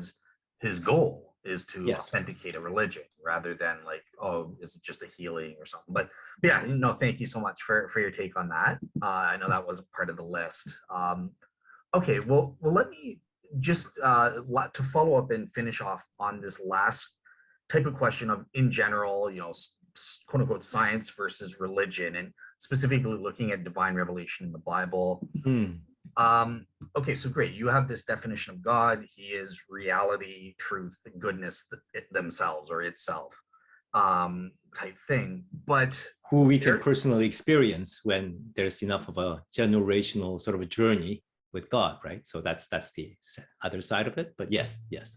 But as we know, there are errors that creep in. We sometimes get reality wrong, right? Yes. So I'm trying to phrase it this way. Sometimes scientists interpret reality falsely, or if you're open to this, perhaps some might say atheists, yeah, but the Bible gets reality wrong at some time. So sometimes these things conflict. How do we go about making sense of this? Do we privilege one means of interpretation of reality over another? Like, how do we make sense of this when there is this possibility of errors? Right. One of the mistakes that we can make when we get into this debate of like, is there a conflict between the Bible and the science, or is there a conflict between science, what we know about the world today and history today and the Bible is, well, there is a possibility that we've gotten our scientific and scholarly knowledge wrong, because that happens, by the way. So that's where I keep saying, like, as keep things open. That's how the rational and scientific inquiry should work. But still, if that is what is established right now, then that's what you have, and that's what you deal with. But the more important aspect of my take on it is, are we sure that we understand what the biblical accounts are actually saying? And that's a difficult question to sort of go through. But let's just go through like one very specific example, right? On Genesis, because that's where the really popular and flaming debates come from. So as I said, we have scientific understanding of the world is like our Big Bang cosmology and evolutionary biology. Oh, here's that interesting thing that I wanted to mention that I didn't go over. I said the concept of logos, which is literally like reality is like a speech and God is speaking, right? That's how it's connected, and that's like foundational to science. It's baked into the very names of science, by the way, if you haven't noticed. So cosmology is literally like, if you go into the etymology of it, it's like the logos of the cosmos, because that's what we are studying. biology is like logos of life, biology, and psychology, logos of psyche. So in like very interesting how science is based. Anyway, that's something that we talked about earlier. When we think about the book of Genesis and the creation account, and then we say like, but that's not how, say, the Big Bang cosmology and evolutionary biology works, and their timeline and what they said happened. And there's some interesting parallels, by the way, with like let there be light and the cosmos beginning with like this flare of bang, right, energy, but beyond those kind of things, and the very interesting insight that time is not eternal. Like time is a thing that came into being. That is something that actually ancient philosophers thought were like what was a crazy idea, but then the Christians were like, well, if you read Genesis, that might actually be what Genesis is saying. And it turns out, hey, that's it.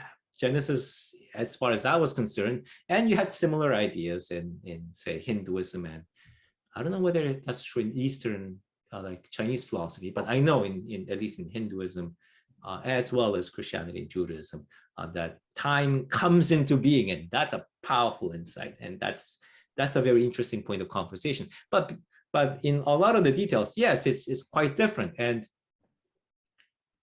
one thing that we need to understand is there's this what's called the principle of accommodation. And I know, for example, in the Protestant tradition, John Calvin, and for those of you who are familiar with Protestant Christianity, you know who John Calvin is. It's Presbyterian Church, basically from him, but pretty much he's like the founding like thinker of Protestant Christian theology. And he had this concept, theological idea of what's called accommodation, and the idea is something like this. And he didn't use it to sort of deal with science and religion issue, because this was more like a general theological concept, and something like this. Whenever God speaks with people, or whenever people hear from God, what's happening is that what the message that is being communicated, what God is speaking, gets accommodated. It's shaped into the level of understanding and the context of where those people are at that time. So one thing I think that I think Calvin gave was that he said, well, I forgot the actual example, but Calvin basically said, well, there's a way that the ancients saw the moon, and I think something about the moon. Check out my episode on in season 2, episode 1 and 2, and possibly 3, where you can actually get the details on that. But anyway, what he was trying to say was that God sort of accommodates to our level. So God is not saying something that's like true at where God is, because that would be like an infinite truth, and we don't even know that even like billion years into the future, where our science advances to unimaginable degree, that we can know everything about reality that there can ever be. Like that, we don't have any guarantees on that. So it might be that God has to accommodate to our level like all the time. So what does well, maybe that's a bit too abstract to way of thinking, saying it. So say you're a programmer, you're programming a game. That's the example that I gave in one of the episodes. You're programming, you're programming the AI for the game, right?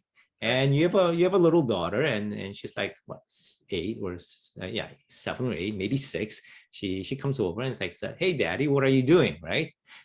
And you can, with your massive expertise in programming and artificial intelligence, talk about stuff like machine learning and deep learning and stuff like that, and programming language and codes. But your daughter, your 6-year-old daughter will get none of that. Like you will mean nothing to her. She might get like 1% of that, but that's not very helpful. So what you would likely say if you're in that situation, you would simply say, I'm teaching the computer how to play this game.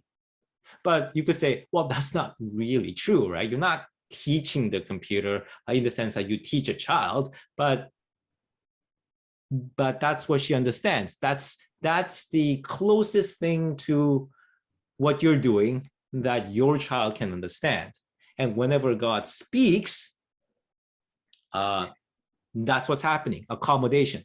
So then the next question is, accommodation happens throughout different stages in history. So whenever God speaks to people in different ages, God's going to accommodate to that age, not say our 21st century age. If God is speaking to people that's living like say 3,000 years ago, is going to speak to their view and not to our view. So it's kind of unfair to say, hey, God, why are you talking about Big Bang cosmology and evolution when God is speaking to people whose vision of the world was something like world is flat, because we've only figured out that world was sort of a round sphere, maybe say 2,500 years ago, and that was from the Greeks, at least as far as the West is concerned. So 3,000 years, they would have thought the world was flat.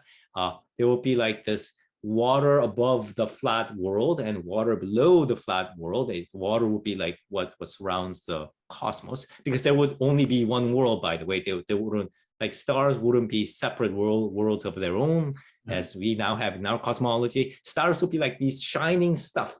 But more than that, it's shining stuff that moves with incredible regularity that tells them what seasons they're in.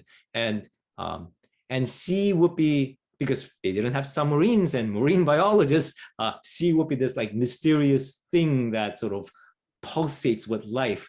But it also is connected deep into the earth because rivers from water, right? And there will be waters above because well, rain comes from above, and that means water has to be there. That would have been their view of the world. Now, as far according to Christian theology, traditionally speaking, God wouldn't then say, "Hey, you stupid people, you need to change your cosmology." But see, if that needs to happen, there needs to be a whole bunch of different things that needs to happen, like development of advanced mathematics and calculus and concepts of, say, momentum and gravity, all of those things, right? And so if God is trying to relate to people, if reality is trying to relate to people personally, right? Those are things that people can get on their own later. What God is going to do is get the core message across. And it is at this point that I think some like pastors or theologians sort of then say, yeah, so Genesis is simply about God creating the world, period. And let's move on, because the rest is just about people 3,000, like what people 3,000 years ago thought about things. And if they do that, that's you'll be missing out on a lot of things. So here's what I mean. Remember what I said when I said if you engage people with a radically different worldview, you want to get into their mindset and see the world from their side and like follow their thinking and how they work things out, and then you'll learn a lot of things. So if you go into the minds of the ancient Hebrews and Middle Eastern civilizations, say 3,000 years ago, or even 2,700 years ago, when the final version of Genesis was being compiled, you would find that the way that they perceive the physical world is very different from ours, not just because they have a different cosmology, but in the sense that physical things symbolize abstract concepts, like important abstract concepts. So here's an example. For us, water is H2O, right? Because we now have we now have theories about atoms and how they combine in chemistry. That didn't happen until, say, like 300 or 400 years ago. 3,000 years ago, for them, water was something like, it's fluid, it doesn't have shape, but at the same time, life can't exist without it. So they understood water as this substance of chaos and life. And in if I were to translate it to our age, it would be something like, this is what possibility is. That's basically what chaos and life represent. Like this is like the physical substance of possibility, and that's why life comes from it. But that's also why like it can turn into a flood and bring about destruction, and it's so powerful because it's like literally possibilities, right? And land, because it has forms, and they thought, remember, the land that they see is like the only world they know. This is the realm of forms and shapes and order, right? And the stars they see up in the sky, again, they're not burning distant suns with planets and worlds of their own. They're sources of light that move with such order that for the ancient, say, Egyptians and the Babylonians, they thought this was like a manifestation of cosmic order, which we, like even today, that's what we think, like it's cosmic order, the movements of cosmic order. So that's what they represented. In fact, represent is a bad word. It's not that they thought these are symbols of things. Like this literally was how they saw it, right? So if you read Genesis in that sense, and God, it begins with God sort of speaking into the waters, right? Like, and if you connect, because Genesis isn't the only part in the Bible that talks about creation. God basically says, I create darkness and form the light. So that's all me too. So you can say God sort of like speaks forth waters and then speaks to the water so that it forms into something. For us, that's like, okay, that's just crazy, because that's not how the cosmos like began. It's like, no, really. Like if you understand what they actually mean for the ancient people, it's something like God is that which sets forth infinite possibilities of anything that's actually possible, whether it's like possible universes even. He sets forth infinite possibilities, and then he sort of shapes, or he brings forth from these possibilities certain kind of universe. And one of that was something like light, or when God sort of says, let there be land, it isn't simply like planetary movement. That's not what Genesis is describing. It's something far larger, which basically from like this infinite set of possibilities, God forms a cosmos that actually has regular shapes and forms and physicality.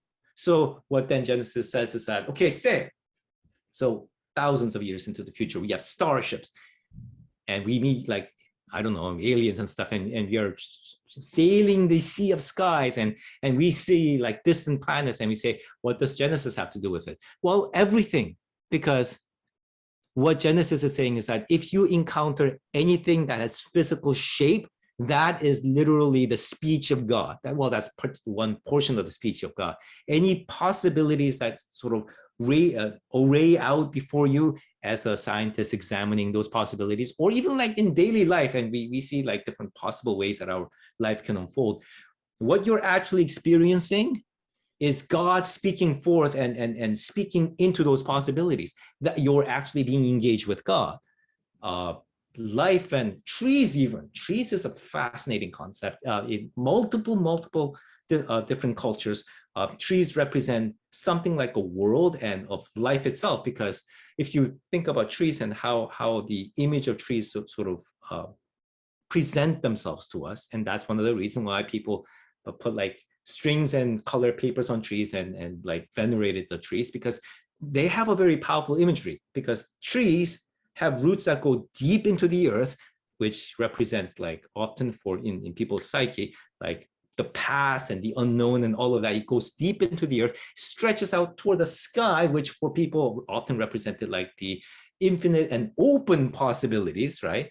And it starts bearing fruit to a new life. And for people, when they saw trees, but they often, for the ancients, saw something like, if you're to describe like the history of life itself, that's what a tree is like. That's why, for example, the Norse people thought the center of their world, if you saw Marvel's like Thor movie and they have Yggdrasil, right? That's a tree imagery. They thought, well, that's what tree is. In fact, when we talk about the entire like history of life, evolutionary history of life, we say it's a tree. We call it the phylogenetic tree. That's because that imagery of tree is still with us, right? And in Genesis, God says, and that's when God first, like, aside from bringing forth like physical world in form of land, God says, let there be seed and trees.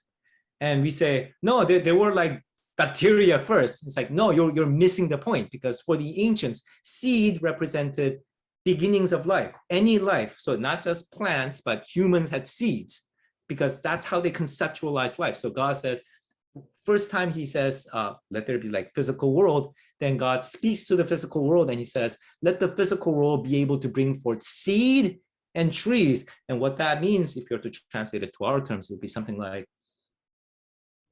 there's like these speech, like reality is like a speech, God speaking, and God speaks in such a way that the physical world is able to bring forth beginnings of life that grows like trees. Okay. Right? And Genesis is describing all, we are mistaking the sheer scale of what the Genesis creation account is trying to describe in the language and in the concepts that were available 3,000 years ago. But if you're to then translate it into a correct scale of things to our age, it's something much more massive than simply like, can you compare it to a scientific sort of account of the universe? Like, well, no, because it's meta-scientific. It's talking about not what like how this or that life arose, or this or that sort of planets formed and stars formed and stuff like that. It's speaking about it in terms of how does any sort of universe, how does any sort of cosmos, like, what is that about? And what is life about? And what is physicality about? And what sort of underlies all of that? That's what Genesis account is saying. So if that's what it's doing, right? Mm-hmm. Then it's very difficult to speak about conflicts, because they're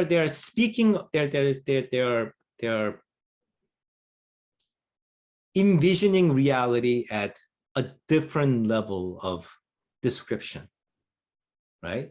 Yep. It's one is describing at a much more finer detail sort of view. The other one is much more broader, right? So if that is the case, then how should we talk about this debate between science and religion? Well, perhaps we are misunderstanding, well, the relation between what the biblical account is trying to describe and what the scientific account is describing, but we are also misunderstanding the different level and the scale at which they're operating. And here's one other thing that kind of annoys me when I listen to the popular and sometimes even actual like scholarly debate. People tend to separate like religious and the scientific, like like biblical, not religious, that's too general, biblical account and the scientific account as like these separate realms that don't connect, and the biblical one is more about morality and scientific is more about, you know, what actually is the case. That's not quite correct. That's not what I'm trying to do here. It's not a separate realm as much as it's more of a overlap, but overlap in terms of like which level are we thinking in? Are we thinking in terms of, if I have to use a metaphor, are we thinking in terms of like trees and waters and rocks, or are we thinking in terms of forests, mountains, and rivers, right? Gotcha. Yep. And that's why look, here's a rock here and not there, and the water has like this composition and not that composition. It's like, really, that's great, but we're talking about rivers and mountains. So and obviously they are connected, because mountains are formed out of rocks and rivers are formed out of water. So great, we are talking about something that like we are looking at the same thing, but different levels. And that's what Genesis, at least that account and the scientific account is doing. Now, can I use the exact same argument for everything in the Bible? No. And here's where I will give that further warning. So with this Genesis creation account, like I had to really think about things, and the biblical scholars had to think about things. We had to understand the cultural context and their conceptual concept of understanding, and then translate it to our day. And we had to do all of that hard work. And that was like the first 2 chapters of Genesis. What I'm saying is that we need to do that for pretty much all of the Bible if you want to actually figure out whether there is a conflict or not. So because we haven't done that, we are not really in a place where we can make the argument. And the problem that we've been having was that we've got into fighting each other way too early, because there's so many other things that we really should have established and thought about before we even began to, get into argument with each other. So that's my take on it. Awesome. Yeah, I think you did a great job. You covered various questions there about, covering the trees, Genesis creation, the flood. So yeah, I take your answer, right? We're reading it in light of what the author is actually trying to describe. I guess I'll just ask as a follow-up question. Okay, so granted, let's just grant what you're saying. This is what the author is describing, and it's perfectly consistent with what science is describing. It's just different levels of description. So what is the purpose of creation then? Why does God bother with creating? That's an interesting, another interesting point. Another plugin. There's an episode that goes into that. Let's see. Oh, by the way, I wanted to sort of clarify that statement about whether Genesis is consistent with science. That's if by consistent with science we mean like it's consistent with current science. I'm trying to say more than that. What I'm trying to say is that because it's at a level that's at a different level of description and analysis from what science is doing, it would likely be consistent with any sort of science, right? In the way that when I say God is like God speaking, as far as science is concerned, is the logos, and that's the laws of nature, and that concept of God will be consistent with not just today's science, but any sort of science that we would ever sort of arrive at, and that's the level of sort of thinking about God that I'm trying to get to. So that's what I'm trying to do. But what about the purpose of the universe? And that's, well, let's narrow that question, because that happens to be a very, very wide question. Let's narrow that to what does, say, for example, the Genesis creation account as understood by Christians imply about the purpose of the universe, right? So let's get into that. What's that message there? And I think one of the mistakes that we have, that we've been making, is that we assume, because we read Genesis and we go, hey, what happens at the end? Oh, human beings are created.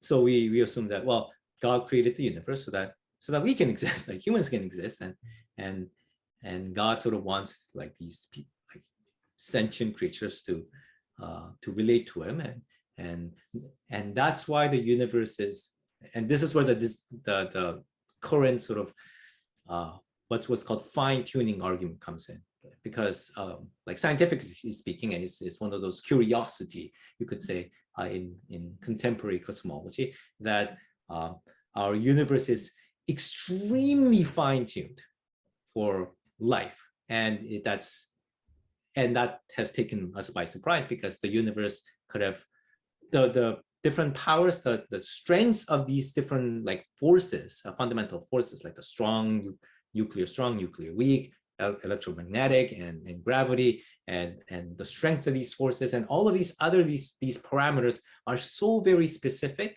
that even if they were just a little bit off, life or even complex matter wouldn't be able to exist. So people have been saying, like, why is this case? And one answer is that maybe we haven't really gotten deep enough about what the fundamental laws of physics is, and once we do, then we'll be able to figure out why that's so. And some other people say maybe there are multiple universes, which we haven't been able to sort of establish in any form, but perhaps we can in some distant future. And the final answer is because there is God, and God sort of wanted us to exist. And in my episode, my position is that it could be any of the three, and as far as Christian theology is concerned, we are fine with all three. Because remember, like, the laws of nature is God speaking. So if there's some deeper fundamental laws of nature, great, that's what God is speaking.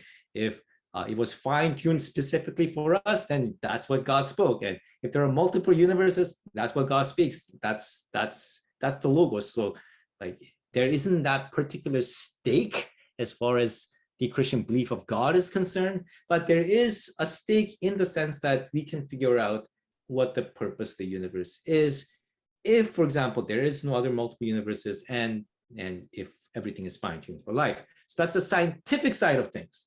But this scientific sort of position assumes that God created the world just so that we can exist, because we happen to be created at the end, and God's like really happy when we are created, because it's like God creates humanity and he says, I'm going to create humanity in the image of God. So he creates humanity, male and female, in the image of God. So he says in Genesis, and God says, now the creation is very good. So we're like, so what else could it mean? And that's true to an extent.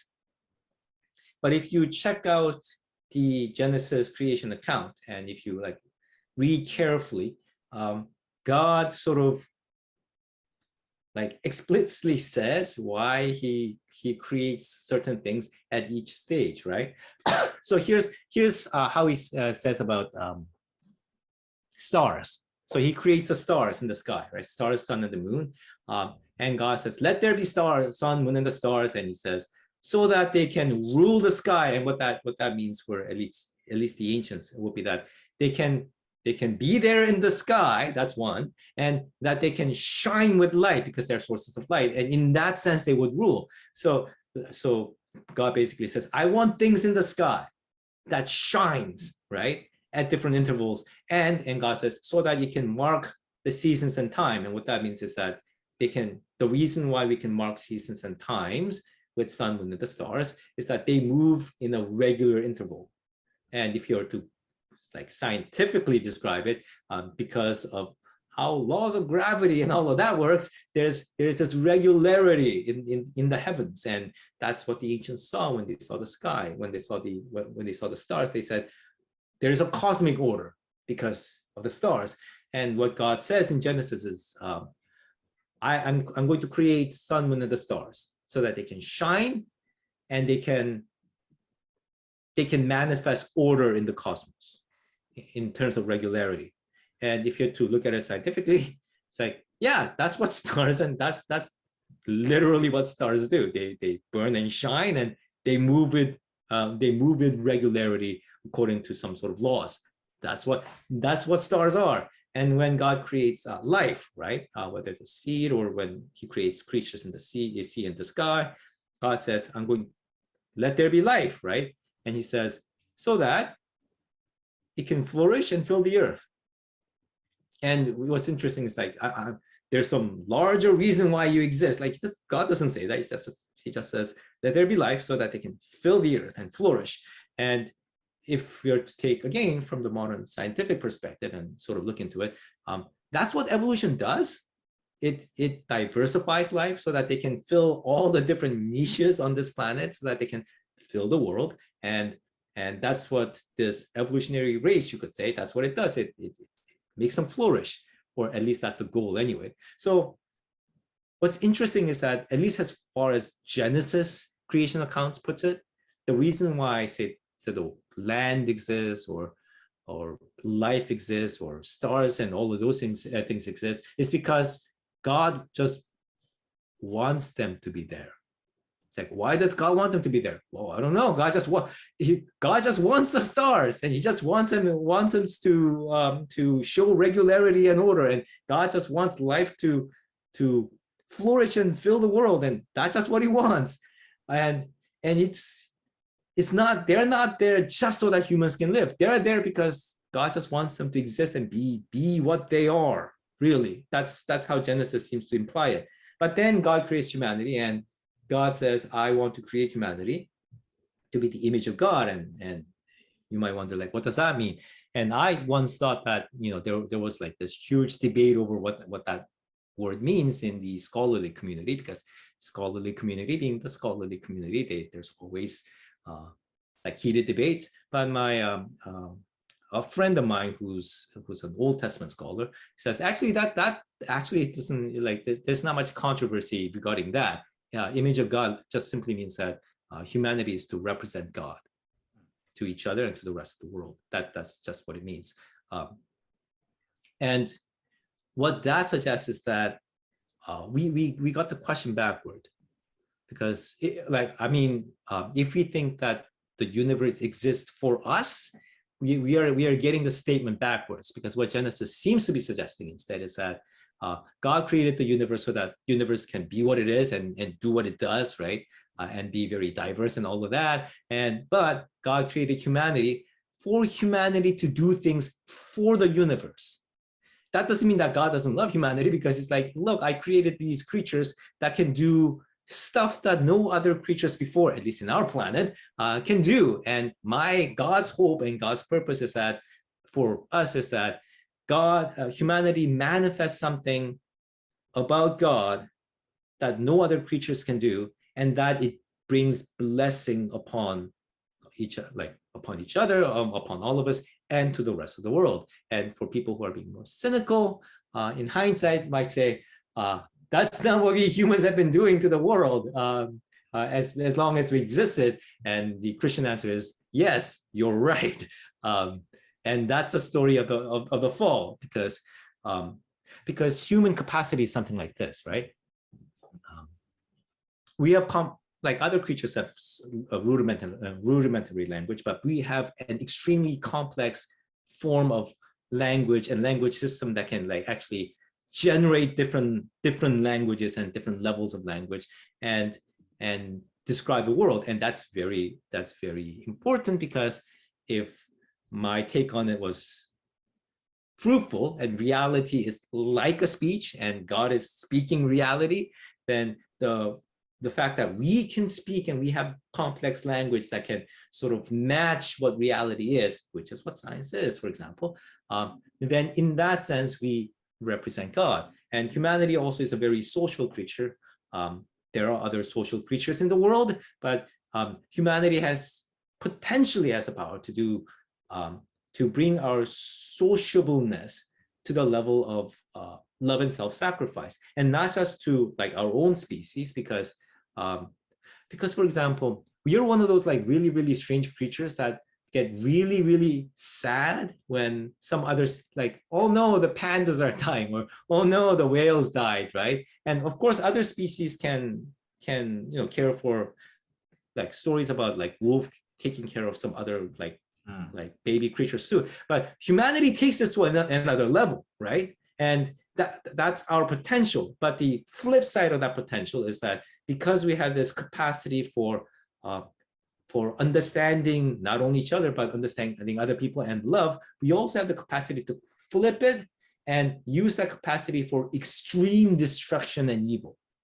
And we are one of those creatures that can take our maliciousness and like sheer spite into a level that no other creatures can, right? So it's in that sense, it was a gamble. So when God, at least according to Genesis creation account, when God creates humanity, God says, you like represent God.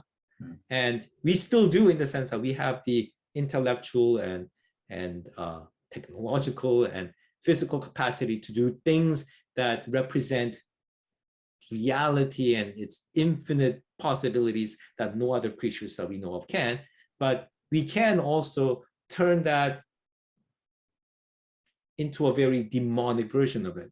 And that's the narratives of that happens from Genesis 3 to all the way to the Genesis narratives of about Noah and the Great Flood, because the Great Flood narrative, if you are to just boil it down to its like absolute core essence, is something like what human beings can do can be so toxic that it destroys the world. Like it's what God will do in response, because we think in terms of like God being like angry and maybe spiteful and bringing the flood, but that's not how the ancients are trying to describe it. It's if you're to listen, if you're to take into account of the context of what's going on, it's more like, because God is reality, the way that we act and the way that our society can form can become so toxic that our entire world can unravel. And that's how reality works, right? And when I say that's how reality works, that's a translation of that's what God does. That's what God does. That's how reality works. When we turn our capacity towards something so toxic that we destroy our society and the world, then we can destroy the world in ways that no other creatures can. But that's okay. So we've sort of gone beyond your original question. But so what's the purpose of the cosmos? Well, according to Genesis, to exist and to be what it is, and it is the purpose of humanity to bless the world, which we have partially succeeded, but at many points failed miserably. And that's the story of Genesis. Gotcha. Awesome. So yeah, you did a great job. I think you covered all my questions, the next questions and stuff like that. One thing, just a couple last follow-up then on the fall, if I can finish off with that.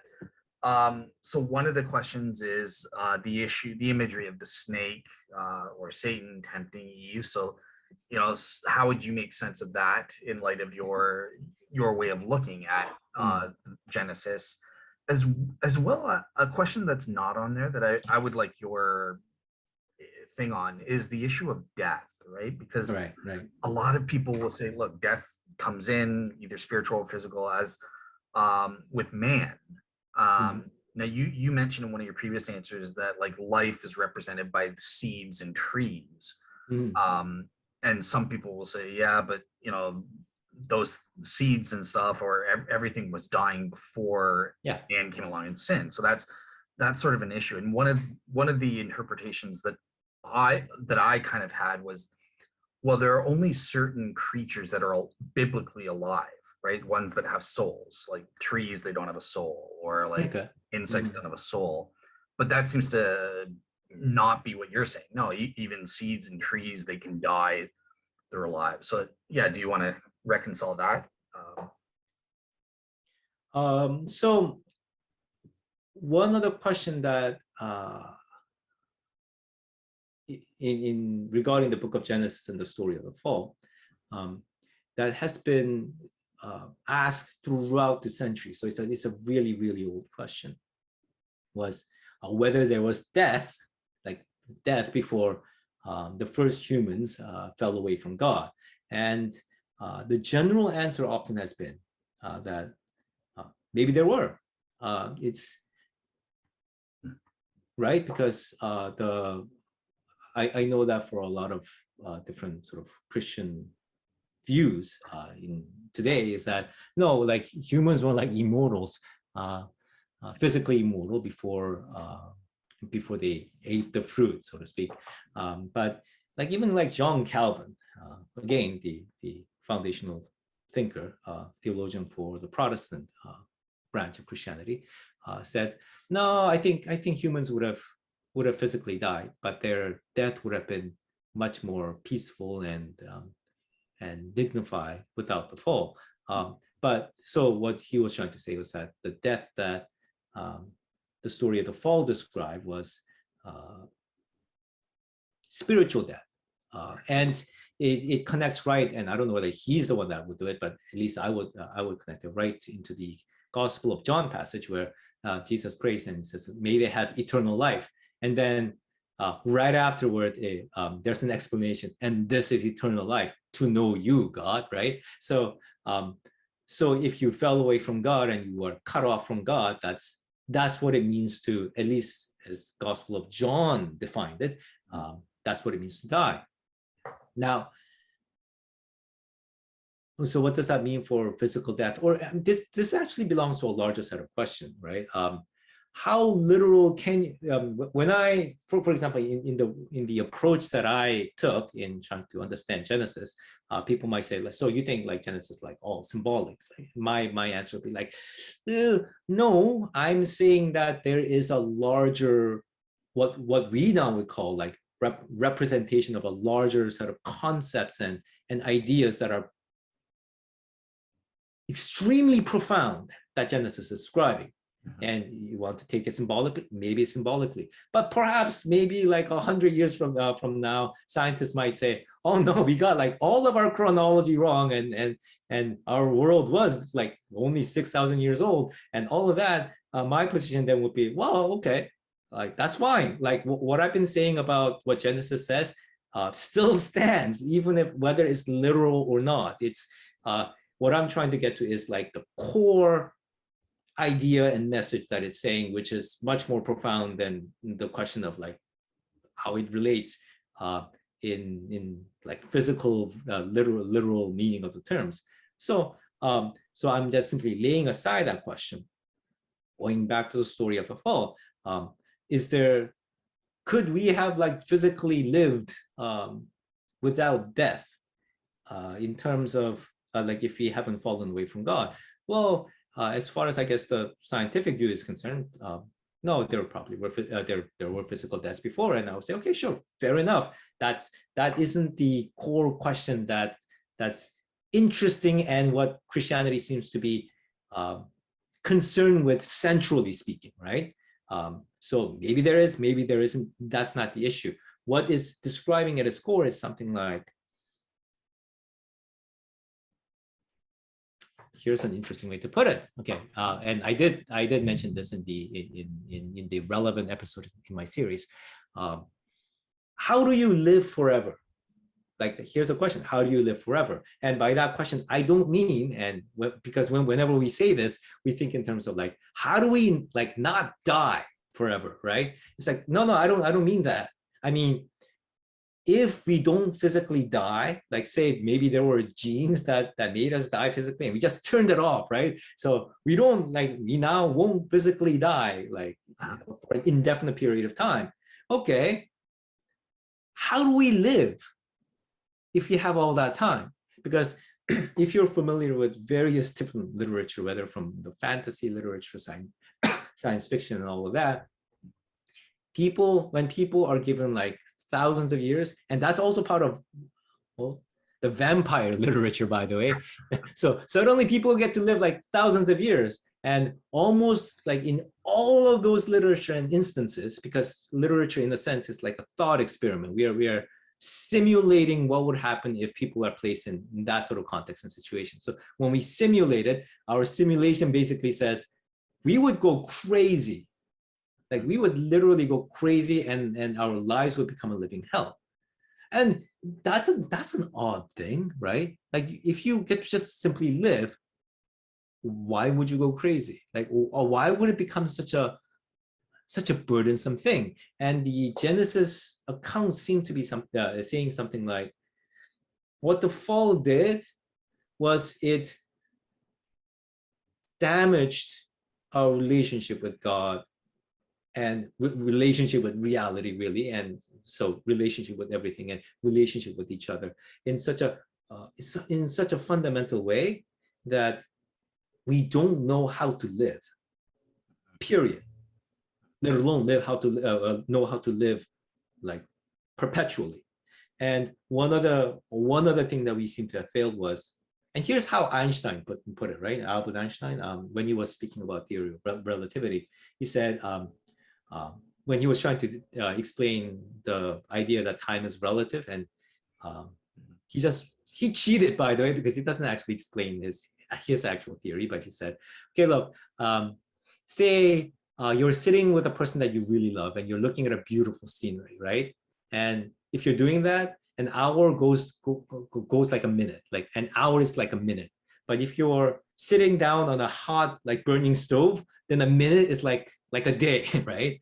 That's how time is relative. And the idea behind that is like if you're so connected with things around you, and if you love it, then time stops being an issue. It stops making you crazy. And you know that when you're engaged with something that's like really, really meaningful to you, right? When you're reading something that's like captivating, or when you're watching a show that's captivating, or you're doing something like you don't know that time is passing because it doesn't grind you down.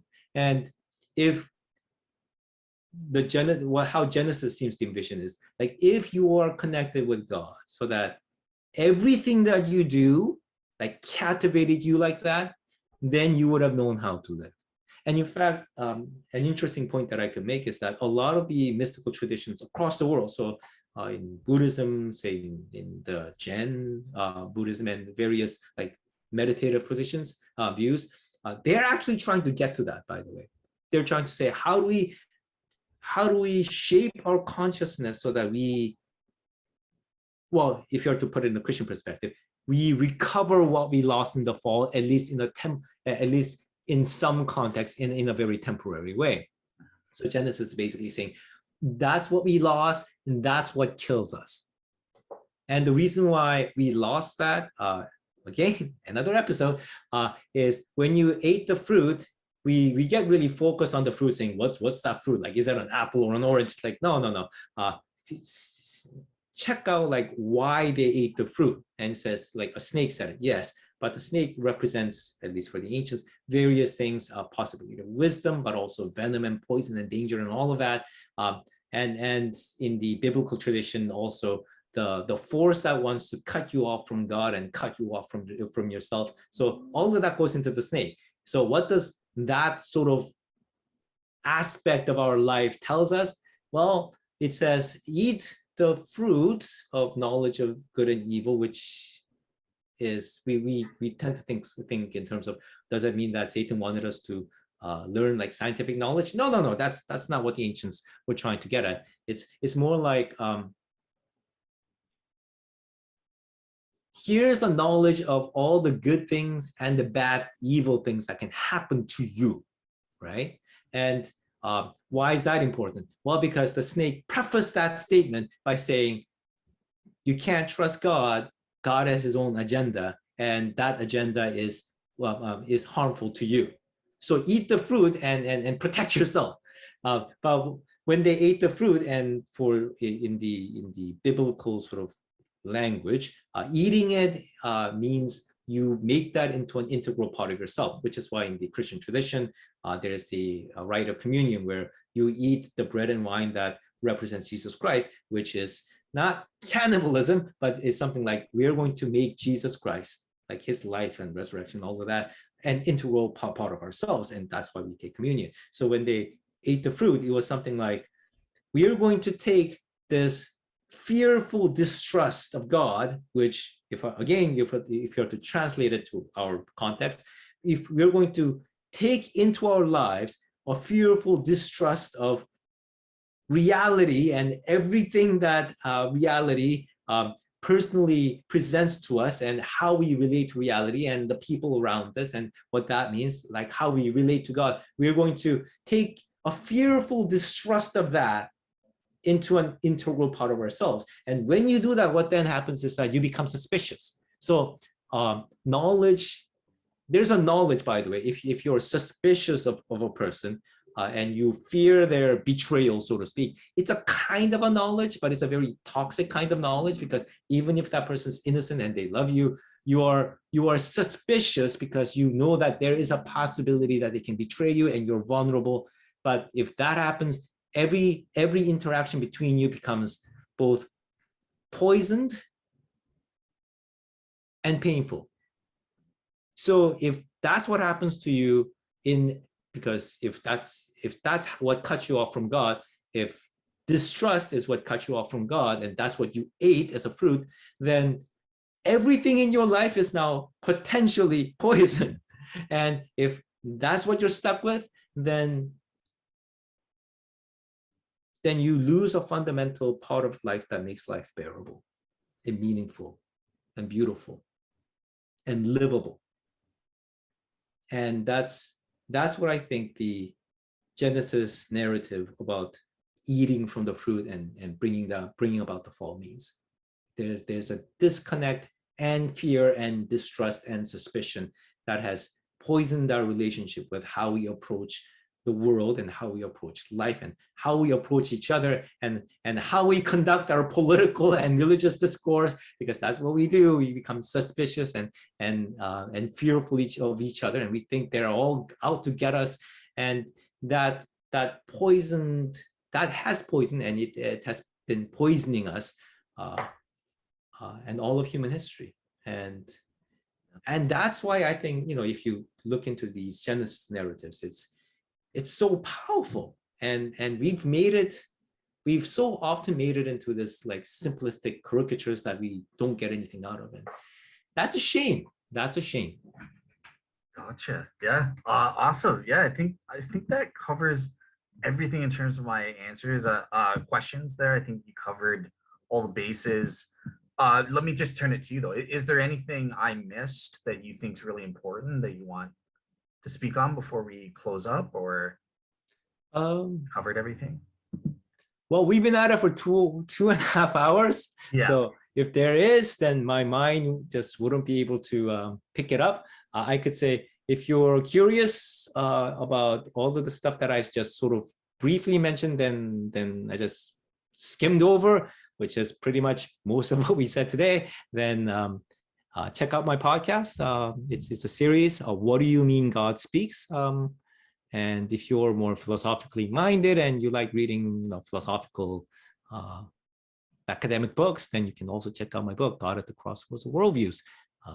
And then you'll be able to get a fuller sense of what I'm struggling with. That's what I'm doing. I'm struggling with and wrestling with these different ideas and what God seems to be speaking and all of that. So you can get a sense of how that's happening by checking out the series. So perfect. Whatever I missed, you can find it sort of there or eventually there. Perfect. Awesome. All right, cool. Well, thank you so much for coming on. And sorry, we went about half an hour over, but yeah, it was great. I enjoyed learning from your perspective on these important issues and topics. So yeah, with that said, have a great week, everybody, and take care. Yeah, take care.